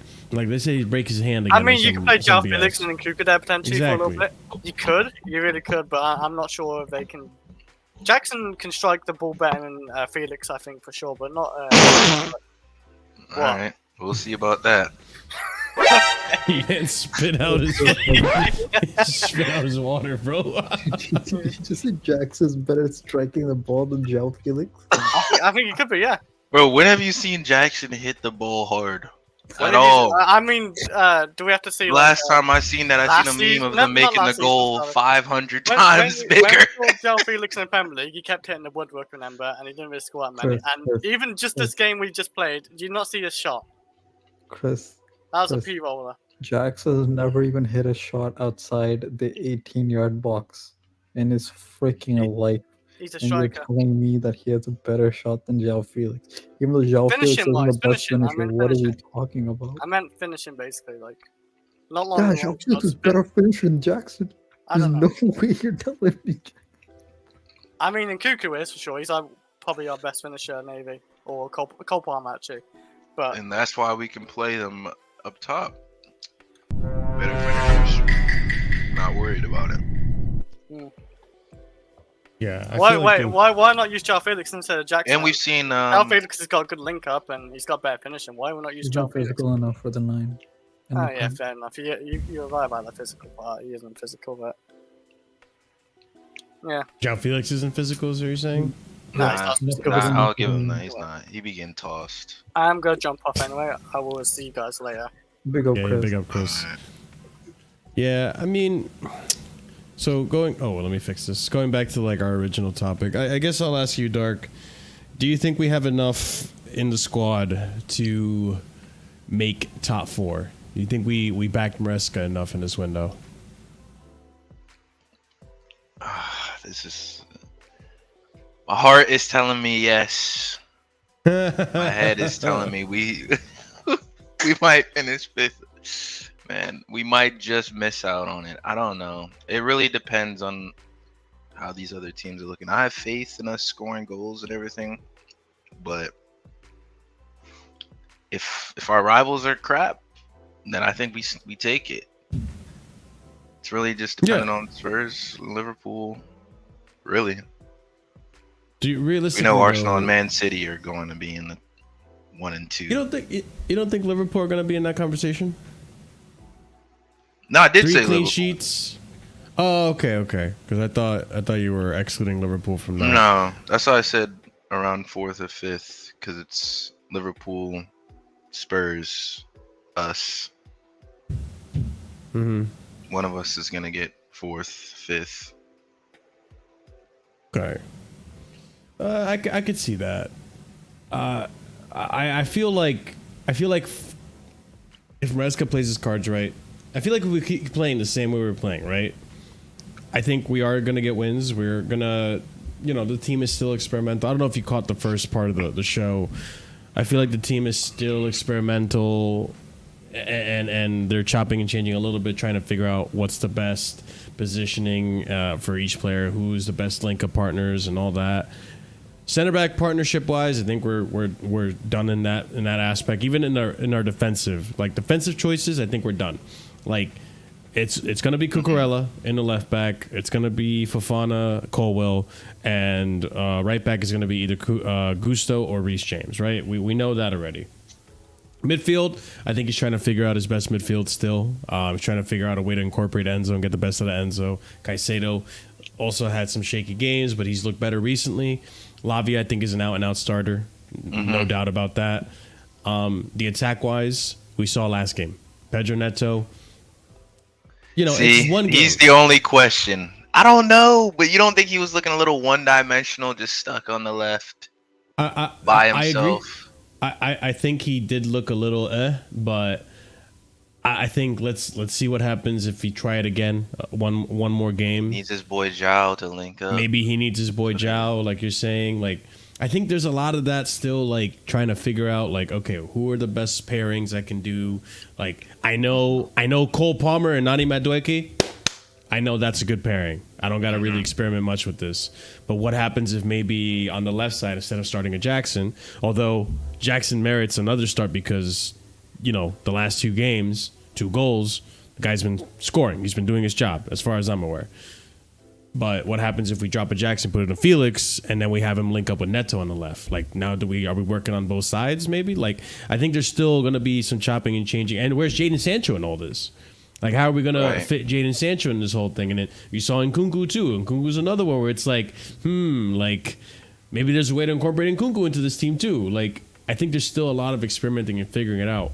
But once he figures it out, I feel like, okay, I think we're good for top 4.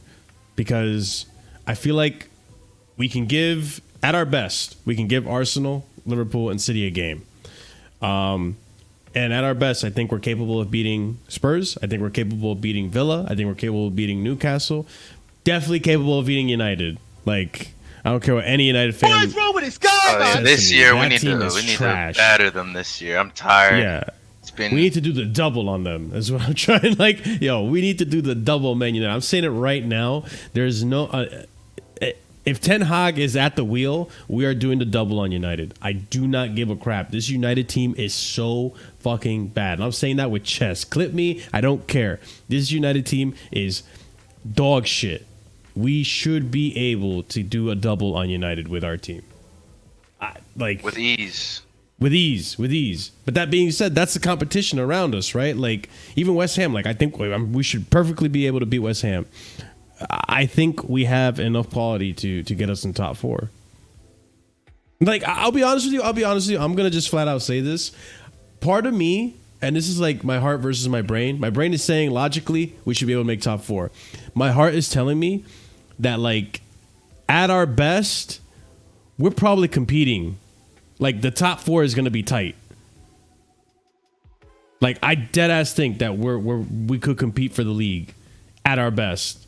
If this team can figure it the fuck out, if everything goes right, if everything meshes, even if we have injuries, but like if this team actually has like it starts meshing and it gets the system and all that shit, big up Curry P. I'll talk to you later.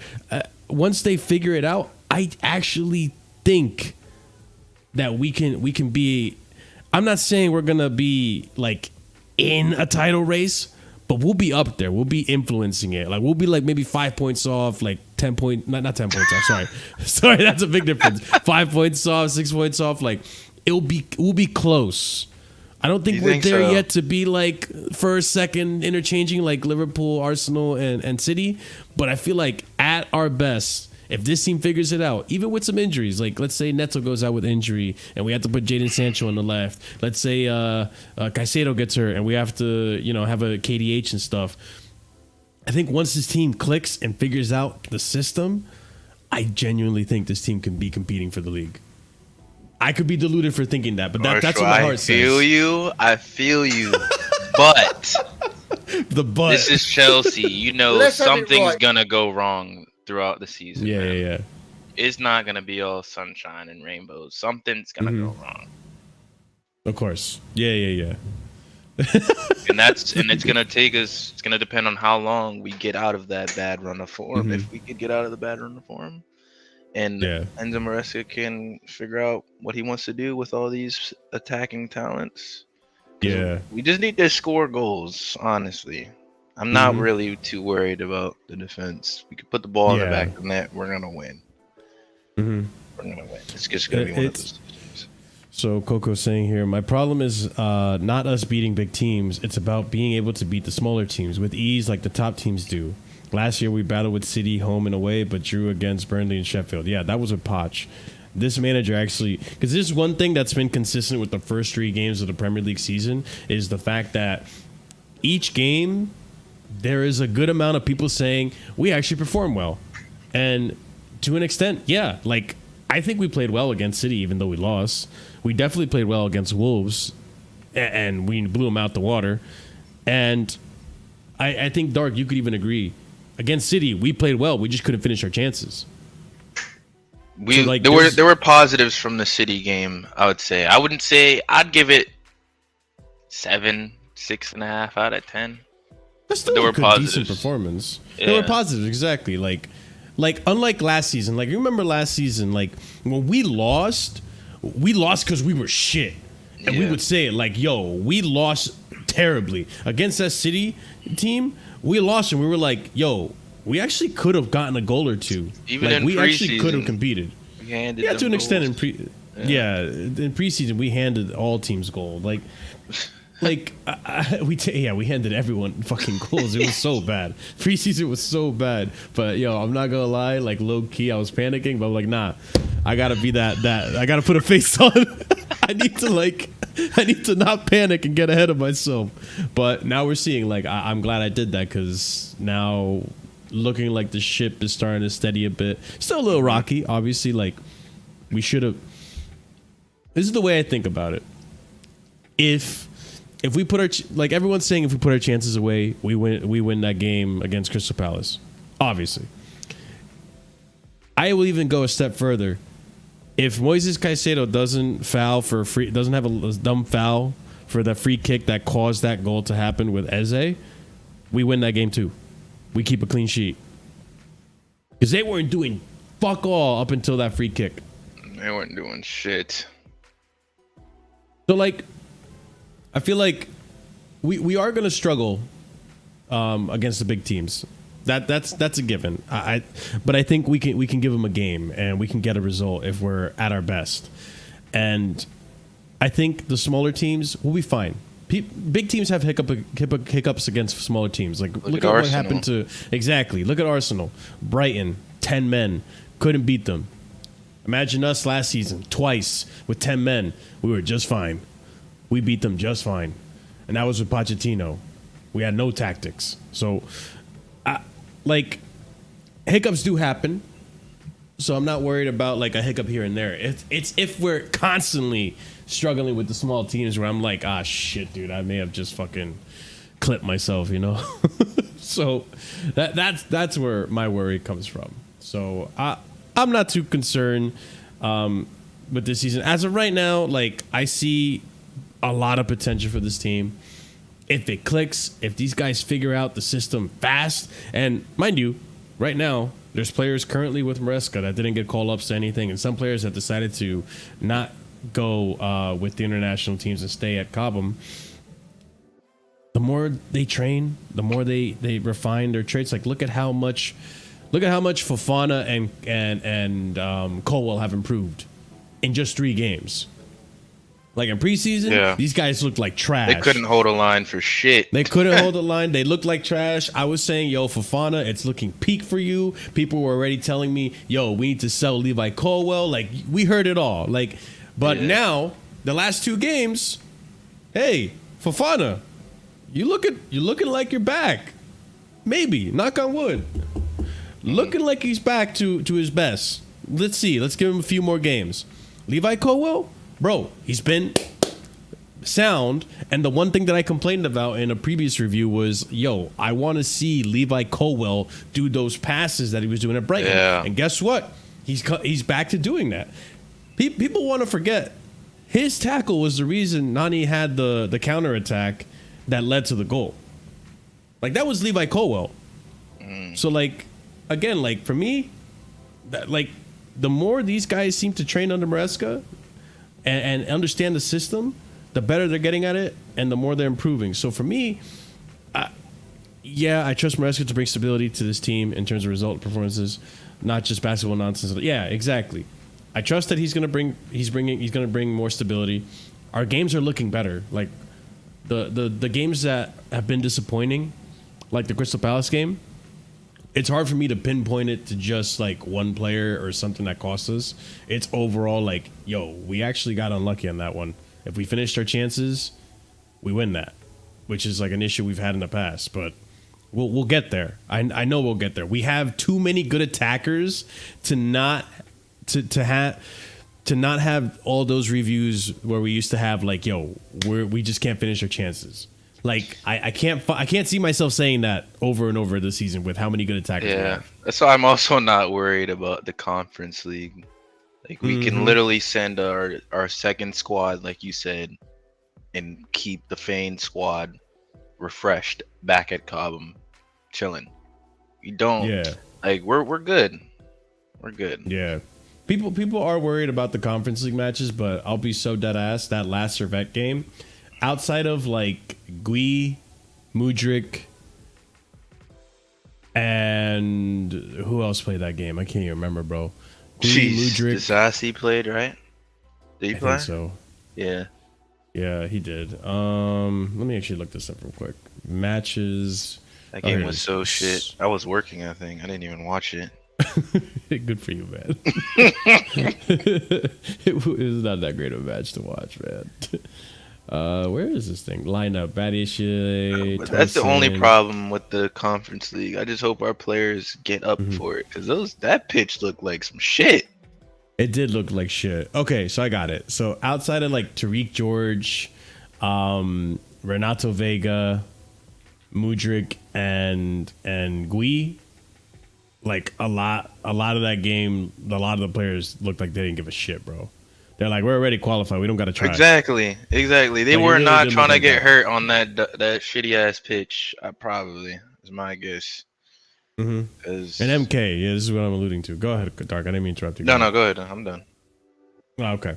Yeah, like I think the more we play, the better this system is gonna get. The more, just smooth it is all gonna be for everyone. Like I said, in that last game, what I learned from that last game is like, okay, we're still seeing how we're gonna get the best out of Neto in this system. Who is gonna bring the best out of Neto? What player, like pairings and stuff. I think Maresca's got a lot to work with, and a lot of tools at his disposal. That, for me, I can see us doing just fine and getting into top 4 with this team. And that's not even I forgot to even mention, like, now we know Carney Chukwemeka and Cassidy are back to his disposal. So how is he going to use Carney when Carney is fit? What's he going to do with Cassidy when he needs to use Cassidy? Those are players that were kind of in limbo because we weren't sure whether they were going to get sold or not. But now we know they're staying, so those are 2 other players that he's going to be like, where do I use these guys? Or how am I going to play them? And how do they fit into my team and my blueprint? So I think he's got plenty of quality to get us Palmer to top 4. looked tired because he's dropping 50 yards to pick up the ball off the back line. That's the only problem I have with Enzo Maresca. Just have Enzo do that job We've seen him do it under Potter. He's perfectly capable of taking the ball off the back line and spraying the passes. Get Palmer in the half spaces. Get Palmer behind the line. You saw him turn Hughes. That's where you want him. You want him right there. You don't want him in the back spraying the balls out wide to the wingers. You don't want him there because now he's got to go all the way back into get into the box. Yeah. He did look, and that causes a chain effect because when Palmer drops deep, now who's got to fill in this spot? Jackson got to drop deep. Now we have no presence on the back line. Yeah, Go ahead. No, but that's what I mean. Like even that game too. Like you saw that first half, how like crazy we were on the press. Like we were pressing them hard. Like we were pressing the shit out of Crystal Palace in that first half. Like we were relentless. We were not letting them do a damn fucking thing. Like there was constantly, like every single time a Crystal Palace player had the ball, we had 3 men on them. Pause. Like it was crazy, the press, and I think that intensity caught up to them in the second half, which is why we saw Palmer look a little gassed, especially since he had a drop, which is a little criticism I had of Maresca. I feel like, if you need a midfielder, just bring in a Renato Vega. Like he could play that role, and you can keep, Cole Palmer up top. But again, it's one of those, like, I think there's a little bit of fitness in there too, that like some of these players still need to catch up with fitness. We got to, Cole Palmer, for example, Cucurella, like there's still some guys in there that haven't fully caught up. Yeah, Neto too is another one that João Felix is another one too, that there's still some fitness that they need to catch up on because they missed the whole preseason with us. Some of them came back late from international duty. So yeah, exactly. JC, like you're saying, match fitness comes with games. So we'll start to see that press as well as more chemistry and match sharpness as well. That's the main thing I also think our attackers are lacking. Like you could tell the players that have been together with since last season, like you said, Medwick and Palmer, they have that connection. Yeah. We just need another connection to form. We have Jackson and Palmer. That's also another good link up. But that left has just been barren. You saying we need Sterling back, bro? Oh, fuck. I say let him cook at Arsenal. Willian part 2. Bro, Sterling is literally negative chemistry because it's just Sterling.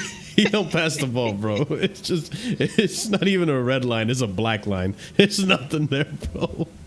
Oh, man. But no, like, you're right. Like, those relationships are going to start forming. Those players are going to start knowing how, like, I think the best example of lack of chemistry was the end of the Crystal Palace game. João Felix and Kunku. Yeah. Like, João Felix gets the dribble done, right? And then he takes the shot, and the shot was, like, a shitty shot. But, like, he didn't see the fact that Nkunku was making a run into that little space. Slip him in. Yeah. Just slip him in, and then Nkunku's clear of goal, and he's a good finisher, so he can finish it. I think there's no chemistry there. It's Jadon Sancho's going to have the same issue, where Sancho's going to be doing his thing on the left or the right or the middle, wherever he's going to be playing, and he's going to be looking for players, and he's not going to know how to link up and the 1-2s and stuff like that. Jackson's another one too that's going to have those moments. Sancho might be all right because he knows Palmer from the England squad. He knows Reece. He knows Cowell. He knows players on the team. He knows Lavia from the City days. This is true. He should be fine. I think Sancho will be more of his transition should be easier than the rest of our players. He's also coming from in the league as well. Yeah, this is all true. I think that's a good point you bring up. But this stuff is going to take time. Sancho, maybe it won't take so long. Another thing is language barriers is another big one too. I mean, I feel like most of the team know English pretty well, but that stuff. Yeah, Felix's English has gotten a lot better. So. A lot better. No more hey, bro. This guy actually pronounces things the proper way. Like he's good now. Like his English has gotten a lot better since last time he showed up for Chelsea. Fresh off the boat. I'm feeling optimistic. So, like, until there's a few games where I'm seeing, like, what is the fuck is Enzo Maresca doing playing this player in this position? And what the hell, like, why we look like shit? Especially defensively. That's the one thing I'm keeping a close eye on is how sound defensively we're looking. Because it's looking better.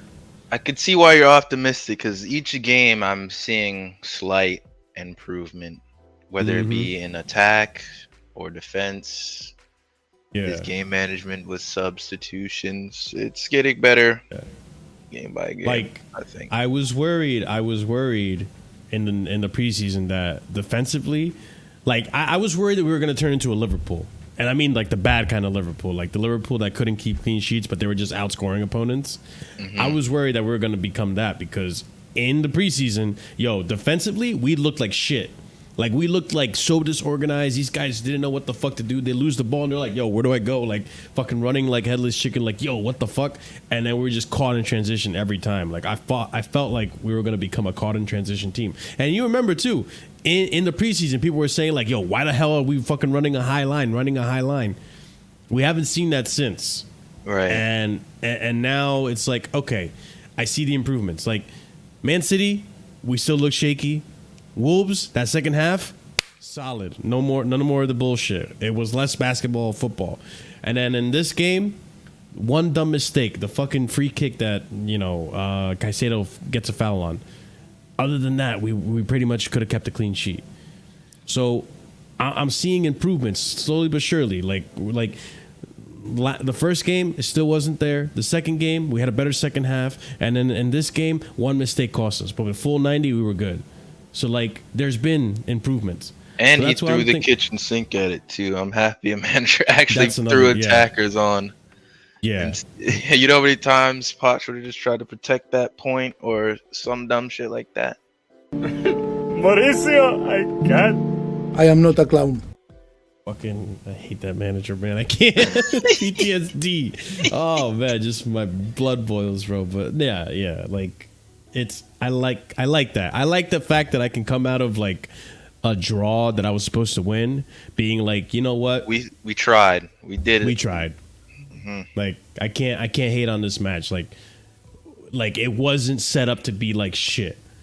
Like, it wasn't like a Middlesbrough where I was fucking seeing red because we looked so bad, or a United where, like, bro, this is one of the worst United teams we've seen in ages, and they had the worst run, and we just fucking conceded. Was it 2-1, 3-1? I don't remember the game at Stamford Bridge. Oh, man. Or at Old Dude, Trafford. I wiped that out of my memory, please. Yeah, let me not. But, like, it wasn't like one of those. Like, I was just like, bro, what the fuck? We just look helpless out there, yeah. Yeah, like, those games were so, like, mentally, it was such a task to just come out of that. I'd go in there in the Discord, like, we're shit. Yeah, and you know what? I haven't heard you say that once this whole entire season, so that gives me optimism, bro. Like the like tea leaves are lining up the right way. You know what I'm saying? Because usually, like, from the get go, like I think last season after the second game where we lost to West Ham, I think we lost to West Ham. The second game, you were already saying like, "Yo, we are shit." And I was like, ah, man, if Dark is saying that, then we definitely are shit, bro. Oh, no. And like that was one of the times where you said that, and I was like, yeah, you're right, man. Like, we look so bad. Yeah, but I'm seeing the vision.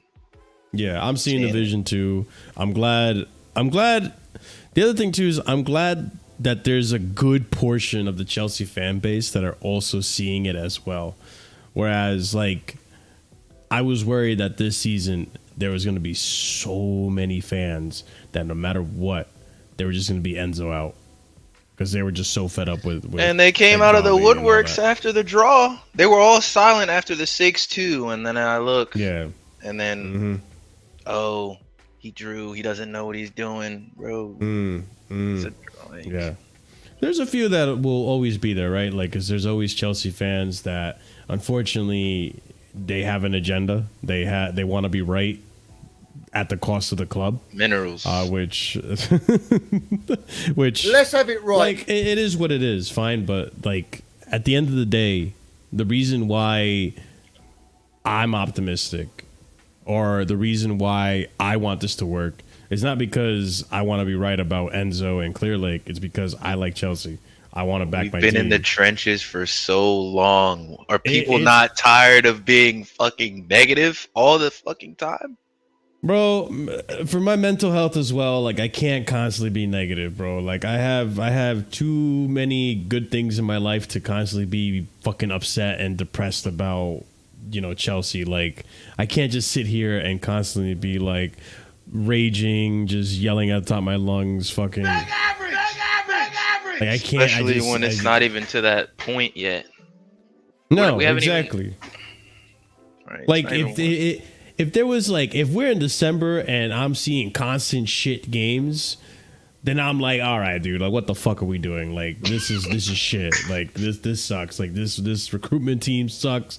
The ownership suck. Like I have my days obviously where I'm gonna be negative and like call out some bullshit. Like I hate the fact, like, yeah, but not after a game like this, though. Yeah, like exactly. There was a decent performance there that I can be like, okay, I can see good things out of this. At the end of the day, like we had a dominant performance, but we had like a Tuchel game where we just didn't finish our chances. I think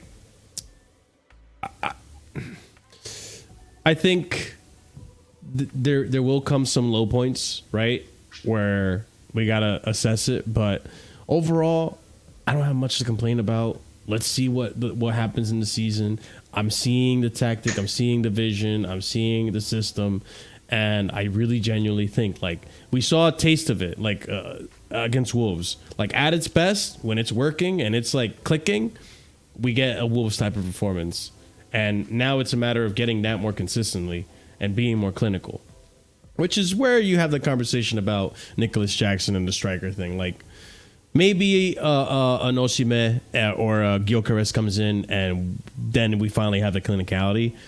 I'm of the mindset of, regardless of whether or not they come in, I think Jackson will improve this season. We will see more clinical Jackson. I mean, people like to overlook this, but the guy scored in back-to-back games. He wasn't doing that last season.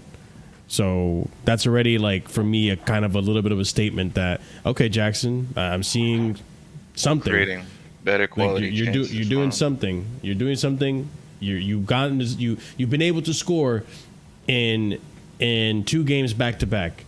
Like you can have the same performances and miss the same amount of chances that you've missed in these last 2 games, but if you go on 5 games in a row and score 1 goal, bro, like then what are we talking about?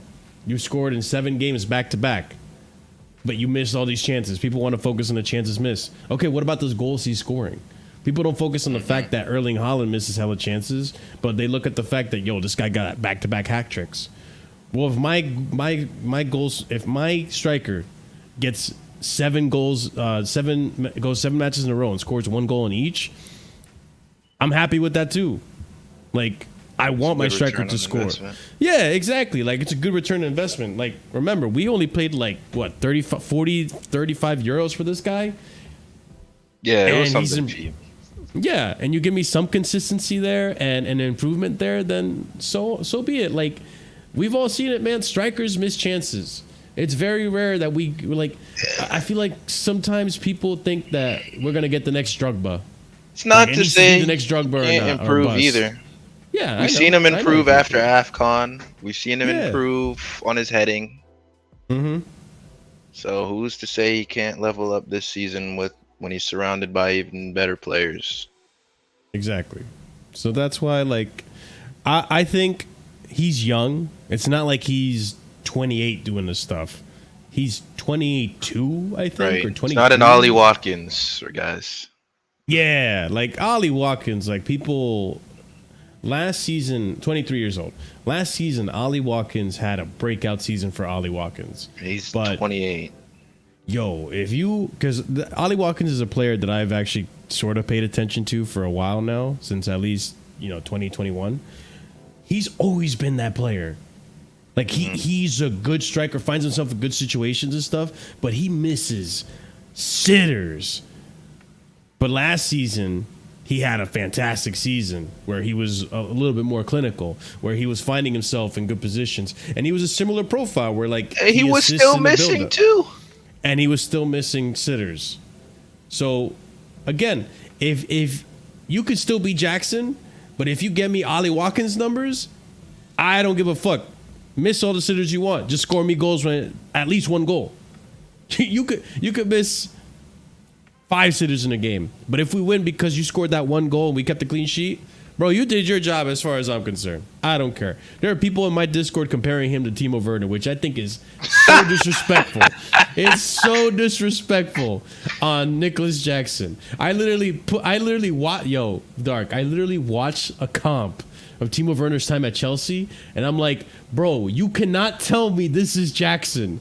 Jackson is not this bad. Like, I know Jackson missed some sitters, but Werner missed a sitter per game. Like, Werner was averaging a expected sitter missed per game, bro. Yeah. Like, it was so bad. And I know Jackson's not that bad. He's at his moments, but he's not that bad. Yeah, man. I don't know. I think Jackson will improve. Like, just got to be patient. Seen Timo miss from on the goal line. Yes. Yes, very much so, bro. And he gets it over the crossbar. Or he'll go hella wide. Like, oh man, no, I don't want to relive the Timo days. Those are some dark days. But yeah. So, at the end of the day, I think Maresca's got enough to cook this season. Who knows what's going to happen in January? January, we go back into the transfer window. Maybe we come out with a Gyökeres. Maybe we come out with an Osimhen. Like, now that Osimhen fired his manager, which we're going to, anyone in the chat, we're going to be discussing the whole Osimhen ordeal more so in the Sunday show. But, like, I think we'll be okay. I'm not too worried. I think even if we don't get anyone in January, I think Maresca's got enough at his disposal to cook something and make some magic happen. So for me, I think we've given Maresca enough to cook and make something happen. And we'll see. And then when the time comes, we'll assess it. I'm giving it till the end of the season.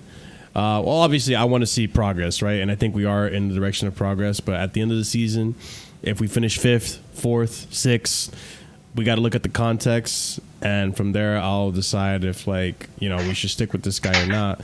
Or if there's something even before that where I'm like, okay, yo, no, this guy's a terrorist. He's ruining my football club. Then, you know, we'll come back at that point too and assess that as well. But I mean, that being said, I think this has been it. This is the call-in show. I know international break is here, ladies and gents, and the content's a little stale, but you know, here at Casually FC, we'll be sticking around. We'll still be doing what we do here, and yeah, making the content, talking about Chelsea, and you know, keeping it real, or trying to keep it real, and not have any agendas and such. Yeah, big up to everyone that showed up today. Big up Dark also for showing up on the call-in show. He barely ever shows up in the call-in shows. It's always a treat when you're on here, brother. Big up to everyone else who showed up as well. If you do want to be a starting panelist on a call-in show, you guys in the chat, let me know. Do you want to see more call-in shows more frequently, like maybe twice a month? So maybe one mid-month and then one at the beginning of the month, like I do. You know, I'm trying to get feelers out there to see how I want to approach more of the content going forward. But for sure, like, you know, if you guys are a fan of the call-in show, I know some of you usually do come on as well. I know because of international break, maybe some of you have tuned out, are going to check back in once the season's in. But let me know. I'm putting some feelers out there in the comments section below. Let me know if you want to see more call-in shows frequently, and we'll see what we do. But if you are... some of you, man, don't read the title. But as soon as I saw it was a call-in, I clicked in. Exactly. JC, it's all good, bro. But yeah, so let us know your thoughts in the comments about maybe doing another call-in show a month. But yeah, we're here. We're going to talk about Chelsea even during international break. We got another show on Sunday where we'll be talking about the news that's been gathering, as well as Osimhen and all that stuff. But if you do want to be a starting panelist in the call-in show, we do have a tier for that in the membership. The memberships are going to be expanding, and we're going to be, you know, building up and having more content for you guys over there. But if you are a proper casual and higher tiered member, you get shout outs at the end of every show. Big shout out to Dark, who is one of them as well and is in the panel.